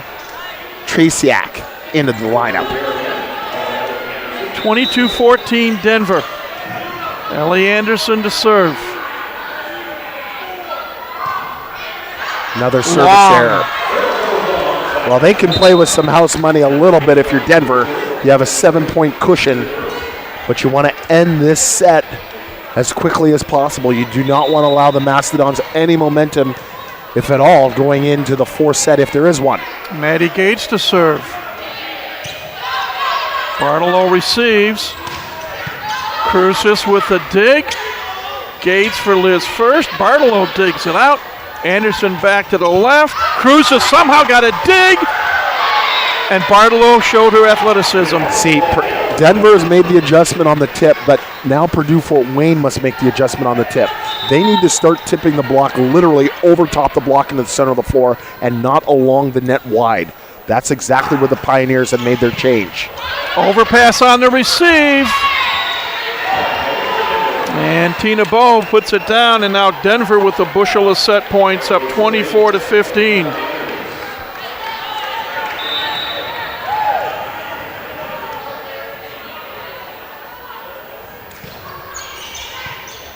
Crucis receives it. Long run for Gates. It'll be a defensive return by Liz first. Bartolo digs it out. Left side for Amanda Green, and we move on. Amanda Green with the kill, and Denver wins the third set by a score of 25-15. Once again, the teams will switch ends. Denver will serve first when this fourth set gets underway in just under 3 minutes. Again, Pioneers 25, Mastodons 15. Purdue Fort Wayne still leads the match 2-1. And from Arnie Ball Court, this is Purdue Fort Wayne Women's Volleyball on YouTube. Life is busy. Most days you wake up, make the coffee, get the kids dressed, and get them out the door. With everything else there is to do in a day, finding a doctor can take a lot of time. You have to ask your friends for recommendations, search online, sort through results, and make a dozen phone calls. Lutheran Health Network now makes it possible to find a doctor with just one phone call. All you need is a single phone number, 844-LHN-DOCS. That's right, with one phone call, you can schedule an appointment with one of more than 50 primary care providers in the Lutheran Health Network. And with 20 locations throughout Allen County, there's a Lutheran Health physician close to you. Call 844-LHN-DOCS to find a new doctor or make an appointment. Finding a doctor with just one phone call? That's life. Powered by Lutheran. Lutheran Health Network includes physician-owned hospitals. In its fourth decade, the Summit League continues its ascent through excellence in the classroom and success in the field of play. In cities big and small, at public and private universities, more than 120,000 students across 9 institutions reach for the summit. From academic All-Americans to NCAA champions and nationally ranked teams, Summit League student athletes achieve the pinnacle of success. The Summit League, where tomorrow's leaders reach the summit today. On we go here at Arnie Ball Court inside the Hilliard Gate Sports Center on the campus of Purdue Fort Wayne University, along with men's head volleyball coach Ryan Perrott. I'm Mike Maas, and Denver came to play in set number 3, dominating the set, winning it 25-15. So now in this punch counter punch, what does Steve Florio tell his team? Well, you got to get back to the basics, serving and passing, and let's convert in transition. That's the key. But number one, you got to make the adjustment in regards to tipping the ball off speed. You can no longer tip the ball along the net because Denver has made the adjustments to keep their offside blocker along the net and wide. So now you're going to have to start, if you have to roll or tip the ball, it's got to go over top the block directly. Number two, let's get better quality swings on the pins. That's key if you're Purdue Fort Wayne. If you're Denver, the response factor was great after being down 0-2. You served the ball well, you picked up your defense, you blocked balls, a lot of energy, a lot of enthusiasm on their side of the floor, much more balanced attack, but it started on the right side of the floor. The teams have switched ends. Denver will serve first, going right to left, and serving it up will be Ellie Anderson, their 5'8 junior from Cedar Rapids, Iowa. Punch serve at Sydney Schiller. Maddie Gates for Katie Crow off the touch. 1-0 Purdue Fort Wayne. The other key, if you're the Mastodons, you must play with a lead and not from behind. You were able to get away with that in the opening set.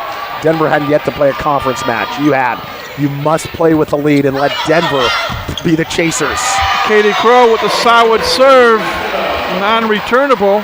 2-0 Purdue Fort Wayne. Denver has the heart of a champion. You've seen that the last 5 years. They are not going to roll over and just give it to you.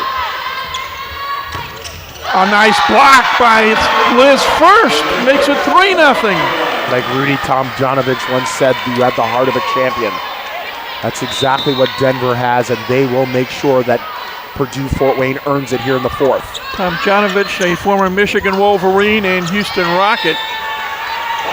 And Denver finally gets on the board. They trail 3-1. One of the great underrated basketball coaches of all time. And I still remember what Kermit Washington did to him when he basically took out his face, throwing a punch, a dirty punch. I remember that, Michael. Amanda Green, partially blocked. Oh my Denver goodness. Screaming for a point. Oh my goodness gracious.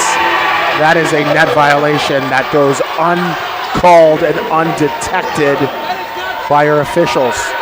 And Coach Hogan is going to blow a gasket because that was clearly a net violation on Sandra Huvels when she played the ball. Wow, a break. And now another point for Purdue Fort Wayne, and Tom Hogan wants a timeout. Well, he just wants a timeout to, well, I thought he'd lay into the officials a little bit. I did too. But he's going to talk to his team. Clearly, it was a net violation that went uncalled by the officials, Thornburg and Vandermeer. 5-1, Purdue Fort Wayne on top here in this fourth set.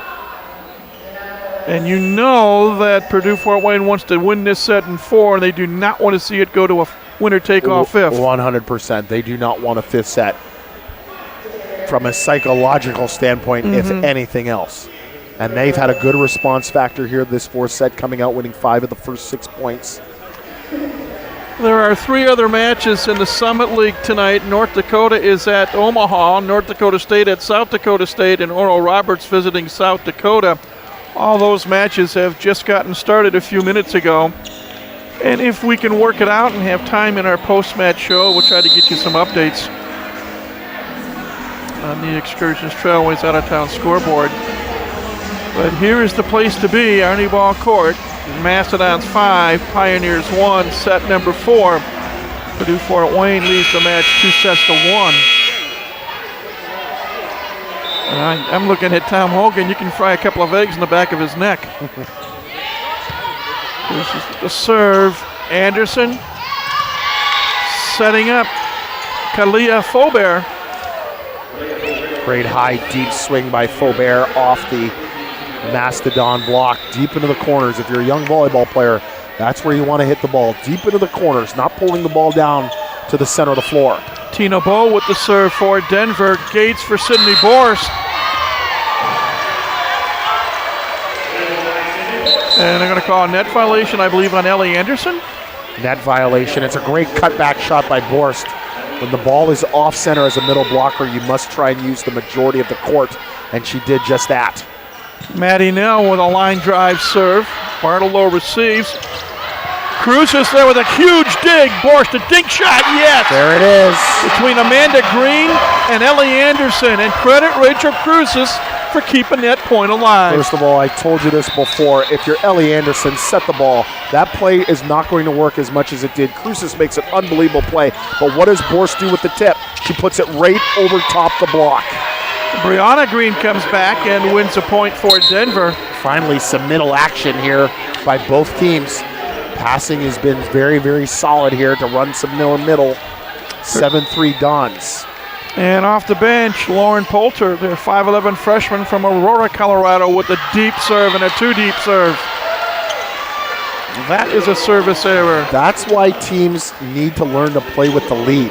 When you play from behind, it's such undue stress. It's such duress because you have to pressurize yourself in making quality plays.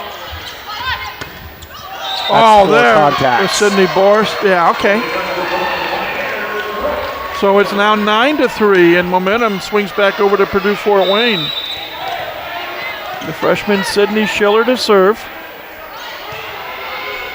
Boy, a knuckleball type of serve. Green, and it's dug out by Nell. Josso at the net. Schiller in the backcourt for a dig. Katie Crow, touch shot. Somehow, Denver gets it across. And Hogan again upset. Oh, Cruzes, where did he come from to get that dig? Right side, and a dig that time by Borst. Play continues. And off the touch, finally, Ari Winters will get the kill. Macy Carabine, what a cover play.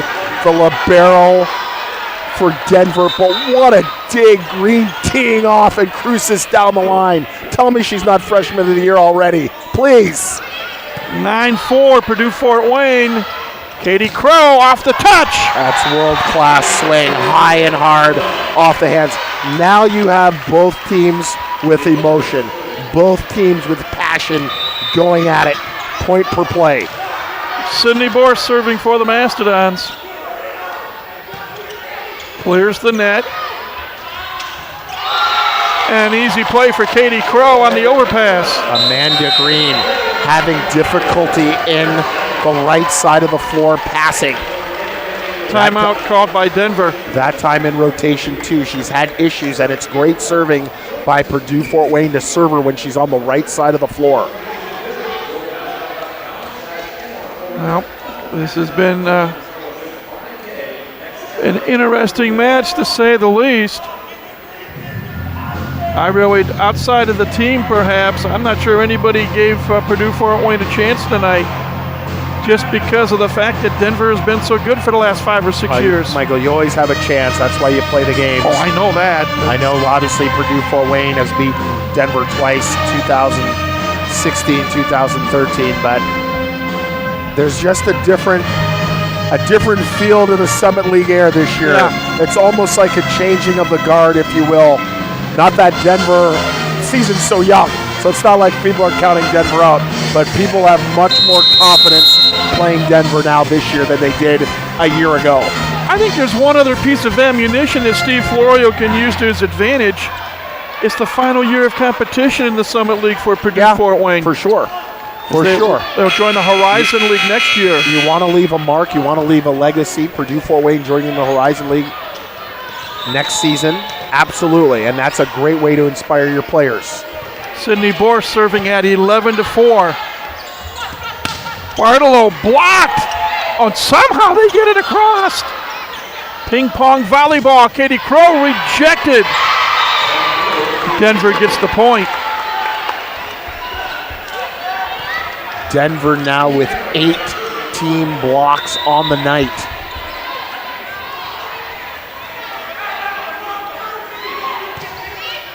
Carabine with the serve. Maddie now setting up Worcester.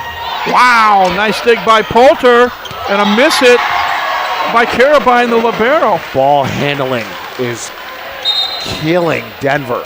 That is a beautiful dig, and then miscommunication. Who's going to play the ball at the net? Maddie Gates to serve at 12-5 in favor of the Mastodons. Almost an overpass. There's Bartolo.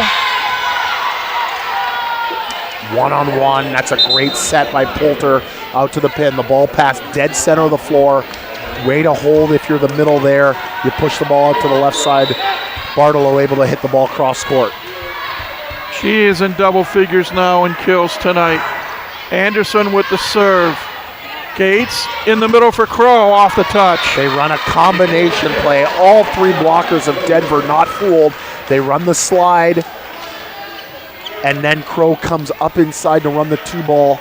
Beautiful swing high and deep against the 3-woman block. Katie will serve now at 13-6. Where is the answer going to come from if you're Denver? Well, there's a service there that helps the Pioneer cause. That helps, but they're going to have to make plays, especially in their transition game. It starts with serve. If the serve can really put Purdue-Fort Wayne out of system, they have a chance to score some points.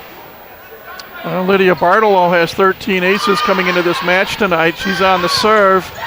Schiller off the touch. Schiller responding beautifully in serve receive. The Denver bench screaming for double contact. They are really upset at the officiating here in the fourth set. Rachel Crucis, the freshman libero, to serve. Their counterpart Carabine receives. Here's Green. I think if you're Denver here, you want to mix it up from the service line. Throw in some short serves maybe to try and give a different look from the service line as opposed to just trying to drive the ball at players or in the seams. Tina Bo to serve, back middle baseline, clips the net, kept alive, Schiller. See, like that. Yeah. They got lucky because it hit the tape and then Borst had to play the serve receive ball. But you might want to try and do something off speed so somebody has to get out of their sync offensively. 14-9. Where will Maddie Gates go? She'll get it back to Schiller down the line and it's wide left.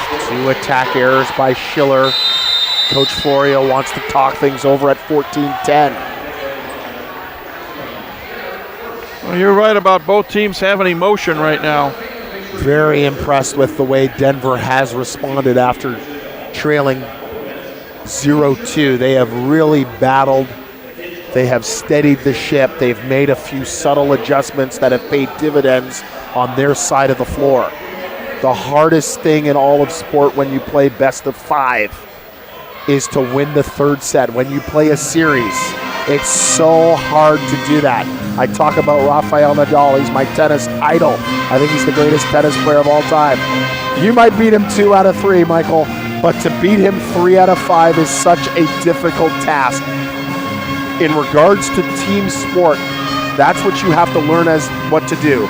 Purdue-Fort Wayne must learn how to do that in conference play now because teams aren't going to roll over. You like Rafa, huh? Rafa Nadal. Now, Federer, of course, is the greatest of all time. I'm not denying that. But 20 and 19, I can make a strong case that Nadal is. Nobody plays harder than Rafael Nadal. Nobody plays harder. And Jimmy Connors gives him the greatest quote ever. I go back to the 2017 Australian Open final with those two. Yes. Federer down 3 games to none in that 5th set. Comes back to win it 6-3. Liz first, dug out by Anderson. Right side, off the touch, and getting the point, I believe, is Kalia Faubert. Purdue-Fort Wayne has to go back to making plays. Their energy comes from their transition game. Steady out their serve, receive, pass, get a good swing offensively, and then dig in defensively. Tina Bo again with the serve. Gates for Borst, yes! That is such a great shot by Borst. She runs the inside shoot, the quick tempo 3-ball, and goes strong wrist away to the line. I believe that's 8 kills now for Sydney Borst. 15-11 Mastodon lead. Pretty good serve. Anderson setting up Faubert. Faubert has absolutely been stellar on the right side for the Pioneers. She now has 7 kills, is it? 8 kills, 8 kills on 28 swings, hitting 250. Only 1 attack error.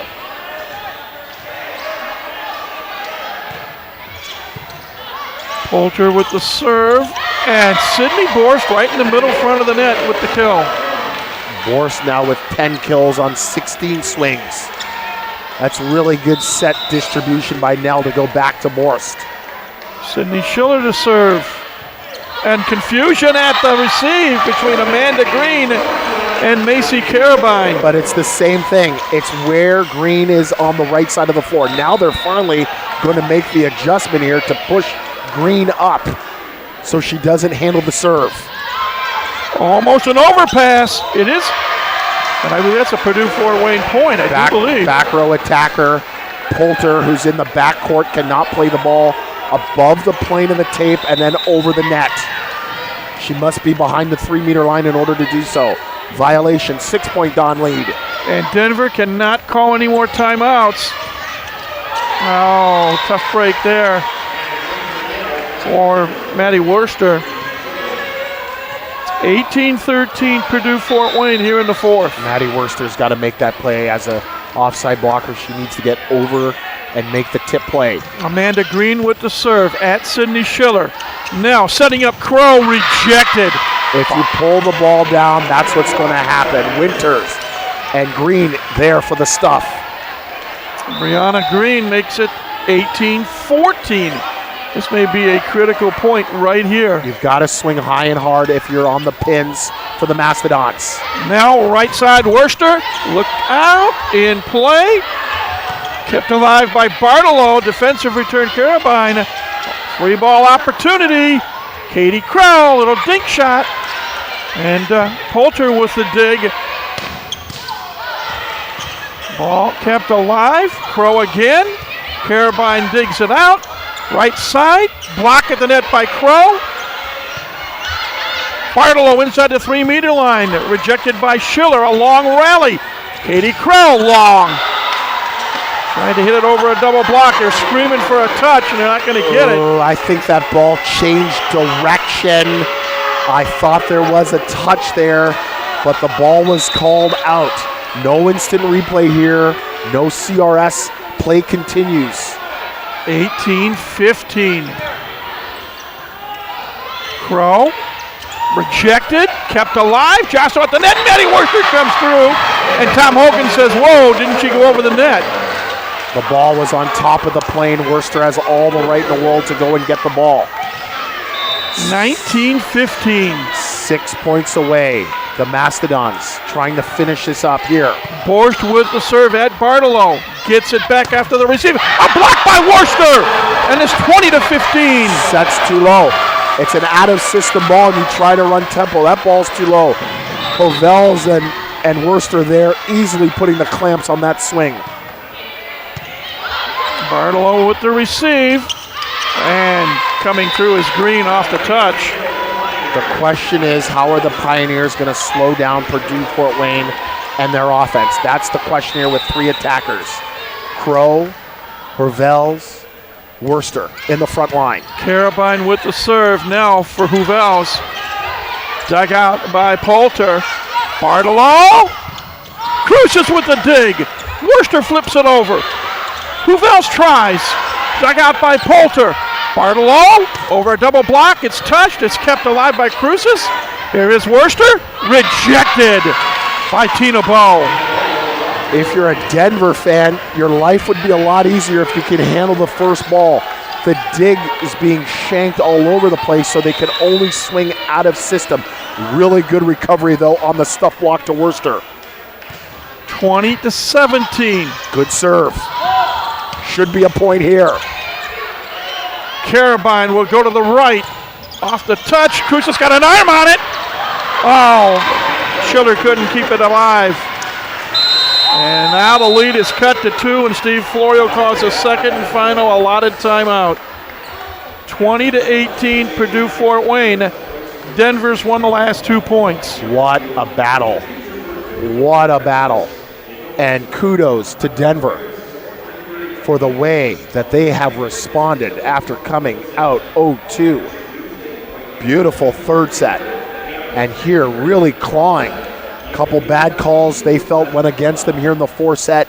They have managed to come back after a 5-1 deficit, and now they've closed the gap to just 2 points. Purdue Fort Wayne has had leads at one point of 11-4, 12-5, 13-6, 14-7, And since then, Denver, as you said, has clawed their way back. In fact, the Dons were up 18-13. And since then, it's been a 5-2 run. The attack errors have mounted for Purdue Fort Wayne. They have 24 attack errors on 131 swings. Denver only 15 attack errors on 130 swings. But the defense have really picked up if you're Denver. 49 gigs now to Purdue's 61. So Purdue Fort Wayne, can they answer the bell here? They're in rotation 3. One more side out, and then they get the double sub, and Gates comes back into the lineup with Liz first. Carabine with the serve. Now for Schiller. Poulter with the dig. Ball high in the air. Green keeps it alive. Carabine defensive return. Free ball chance. Dons. Now right side. Worcester. Blocked. And Denver comes away with the point. Again, the block saves Denver. That roll ball by Schiller out of the backcourt. Poulter shanks the ball backwards. They can make their lives so much easier if they can handle the first ball. But kudos to the block stepping up for the Pioneers. And now Macy Carabine serving for a 4th set tie. Clutch serving by Carabine. Maddie Nell, left side for Crow. Dink shot. Setters Poulter out. comes up and gets the dig. Bartolo over a double block. Nice dig by Katie Crow. Worcester tries to go deep. Poulter digs it out. Carabine goes back to the right side. Little touch shot. Crow tries to go deep. That's rejected. Back to the right side for Winters. That's kept alive. Trouble. Yep, Katie Crow. Carabine on her knees with the dig. Bartolo. Blocked by Worcester.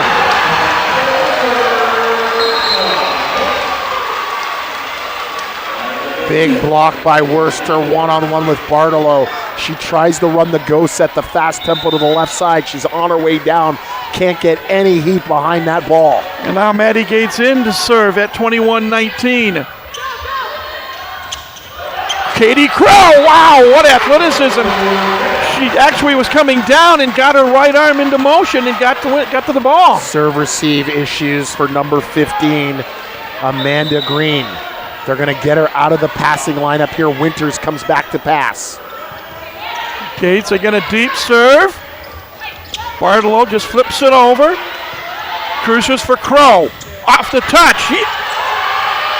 Yes, point Purdue Fort Wayne, and it's 23-19. Ball handling is what's killing Denver if you're a Pioneers fan. The ball handling has just crucified Amir late in set 4. Purdue Fort Wayne 2 points away from a 4-set win. Gates going to Bartolo. Gets it back. Blocked by Liz first, and it's match point. No success by Bartolo running the go on the left side. And credit Purdue Fort Wayne. 3 stuff blocks against Bartolo. Now 5 match points. A 4-0 Mastodon run. Bartolo receives. The right side, a block by Huvels. Bartolo keeps it alive. Defensive return. Free ball chance for the match. Katie Crow, dink shot, yes! And the Mastodons have done it. Only their 3rd win all time in 14 tries, but 2 of them have come on this court in straight sets. And tonight they win the 3rd set by a score of 25-19.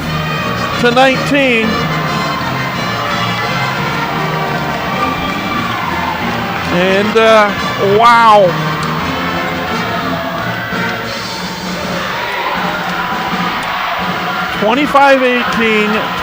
Make that 4 sets. Let me correct myself. 25-18, 25-20, 15-25, and 25-19. Purdue Fort Wayne now with a 5-match winning streak, and they are all alone in first place in the Summit League at 2-0. And for the season, the record even at 8-8. Denver falls to 8-5 and 0-1. And I think it's one of those, who would have thunk it, Rock? But boy, Purdue Fort Wayne came to play tonight. But that's the key, Michael. This is the best volleyball they played. They rose to the occasion to play the preseason #1 Denver Pioneers. That's the key. They dictated the play tonight. Wow. We will have a chat with winning coach Steve Florio coming up. Again, Mastodons win it in 4. And Steve is on his way down, and we'll get the crowd mic set up for him.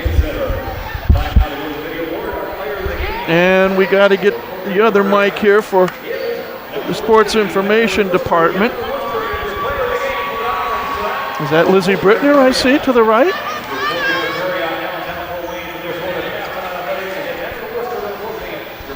And Steve's going to pick up one mic.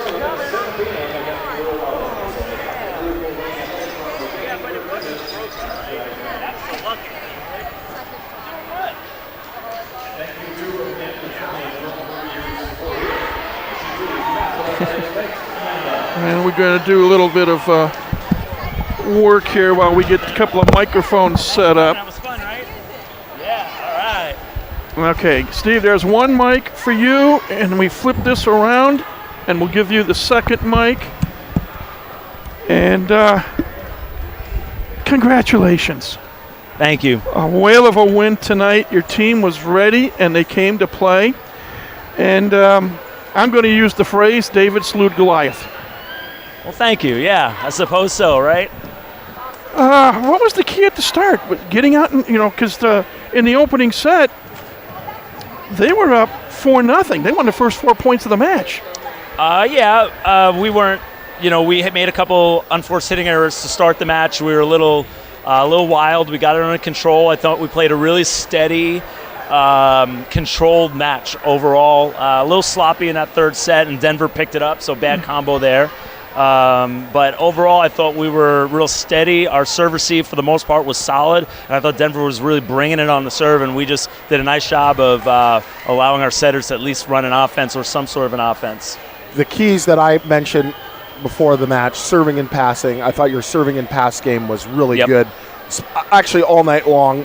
Take a couple moments here and there. But number 2 was your transition game. Digging to kills. At one point, you had a 50% kill ratio, and your digs equaled your kills, which is something unheard of. Talk about your transition game, and especially how it was instigated by Rachel Crucius. She's doing a good job stepping in, taking as much as she can. She's pretty money when she handles the ball, so she's putting us in system. But really, she definitely led that charge. I haven't seen final stats, but I bet she had a lot of digs. 20 of them. But we've been getting a lot of digs out of our middle back, too. I bet Katie Crow had a decent amount of digs, as did Sid Schiller. And just keeping the ball off the ground. And we've been focused on not just digging the ball, but digging it with quality and allowing our setters to have their hands on the ball. And we did a really good job with that tonight. And I thought our hard serving kept them off balance so that they weren't able to bring the heat that Denver's capable of bringing, making them more diggable. So I think it was instigated really from our serve, first and foremost. And then when we were serve receiving and attacking, we were putting hard balls in on them. And again, we just didn't ever let them get in a comfort zone to be ripping away on the ball like they're capable of. But you have to be very, very pleased with your pin attacking coming out of the digs. Yeah. Because that's what I think really, especially against this very good Denver block with their physicality, their athleticism. I thought that for the first 2 sets in particular, and then here in the 4th set to really put it away, that's what really made the difference. Yeah, I mean, we got a lot of outside hand kills and line swings that worked, and we wanted a swing line, and we worked on that this week, so it was nice of them to execute. I thought sometimes they forced it into hitting errors, but, overall it was a good strategy for us that they executed well. Another great strategy you had, when you tipped the ball early, it was along the net because the Denver Pioneer offside blocker came underneath, and you guys scored constantly. Yeah. In the 3rd set, Denver made the adjustment to keep the offside blocker out wide. They were able to pick up a lot more balls that 3rd set. Then you guys made the adjustment to start tipping the ball directly over the block, and it worked again. Yeah. Talk about that in terms of the scouting. We played them a lot. They're a really good team. We just felt that if we can get them off kilter using the tip and using shots like that, they wouldn't have their best return at us. So that was really the idea behind that, and it yielded a lot of diggable balls for us. Good eyes there, Rob. This is. I thought that we just applied a lot of pressure with our good serving and first ball swings, and we felt that if we can extend rallies on them, we could outlast them in the long rallies. And you did. And you did. They're a really good side out team. So the idea was just survive their side out attack and then move from there. This is the best that your volleyball team has played, at least that we have seen. Thank you. This course of the season, because it was a team effort. Yep. It wasn't one individual. It was a complete team effort, and you played solid in all facets of the match. When you take a look at this, I made some very audacious comments. Somebody's going to have to prove to me how Rachel Crucius is not going to be Freshman of the Year in the Summit League of the Barrel. There's a lot of good freshmen. Oh, I'm just telling you right now. I'm sure those 5 kills a set. So I'm sure that is true. But when you take a look at the way that this team played tonight, how they rose to the occasion and how they played, going now, because October is a tough month for you. Yeah. You become road warriors beginning next weekend. Talk about what this victory means, beating Denver here in the style in which you guys played tonight. Well, I mean, everything we've been doing for the past 2 weeks has been about building our confidence and trusting our teammates for everyone to do their job, which, if you remember, I had a pretty negative interview a couple of weeks back where I was angry at everyone trying to take matters in their own hands and finish rallies before they needed to be finished and so on, and coming off game plans and just trying to be the hero. And tonight you saw sort of we're not there yet, but you're seeing the metamorphosis. You're seeing us change from that type of team to a team that's trusting each other to do their jobs. If we don't have a killable ball, don't make a careless error. Trust that we can block the ball. We're a good blocking team. Trust our defense. If you're a hitter, and trust your setter that she's going to put you back in rhythm and do your job, be in rhythm and be approaching, things like that. And those are the things that we try to really get through to them after that loss, where I was pretty upset, and we're seeing it more. We're seeing it, and the idea is we've built a team, Jazz and I. We put pieces in place that are good at what they do, so we don't need to lean on any one person, and we don't need one hero. And the idea behind that is we've got a lot of people that can do a lot of things. Let's use them. And so that's been that's what we've been trying to establish and get them to trust that. They're bought in, and I think after a win tonight, that will really lock it down. Talk about the seventh man. Great student turnout, and the crowd really, I think, helped the cause. Really. Always, as Rock will tell you too, when our fans turn out, we're hard to beat. This crowd here at the Gates Center loves volleyball, knows volleyball, and knows when to cheer and when to help us and when to pick us up. And we felt it tonight, especially when we would take some leads. We felt the crowd sort of applying pressure with their volume to Denver, making it seem even more urgent. So, you gave them a lot to cheer about in the way that your team played tonight. Yeah, well, we love the fans. We love playing here. Now, all you got to do is find a way to take them with you on the road, because 7 of the next 8 are away from here. We won't get to talk to you again until 2 weeks from tonight when Oral Roberts comes to town. Yeah. But now you'll find out even more how good a team you is, and this 5-match winning streak going out to the North Dakota next week to start that long road swing. I'm really proud about how we're growing, and I'm really appreciative to all my young players that are buying into the philosophy we're trying to put in place, and it's yielding results, and that should give them a lot of confidence as we head out on the road. And that's what we need to take with us is our confidence and our belief. Well, congratulations on the win tonight. And Thank you, guys. It's great. Enjoy it, and safe travels on the road, and we'll see you again in 2 weeks. Thanks, guys. Congratulations. Head coach Steve Florio and his thoughts on this match, and as we get ourselves hopefully recombobulated here. There you go, Kevin. Hopefully we'll give you the rope so that we don't get killed.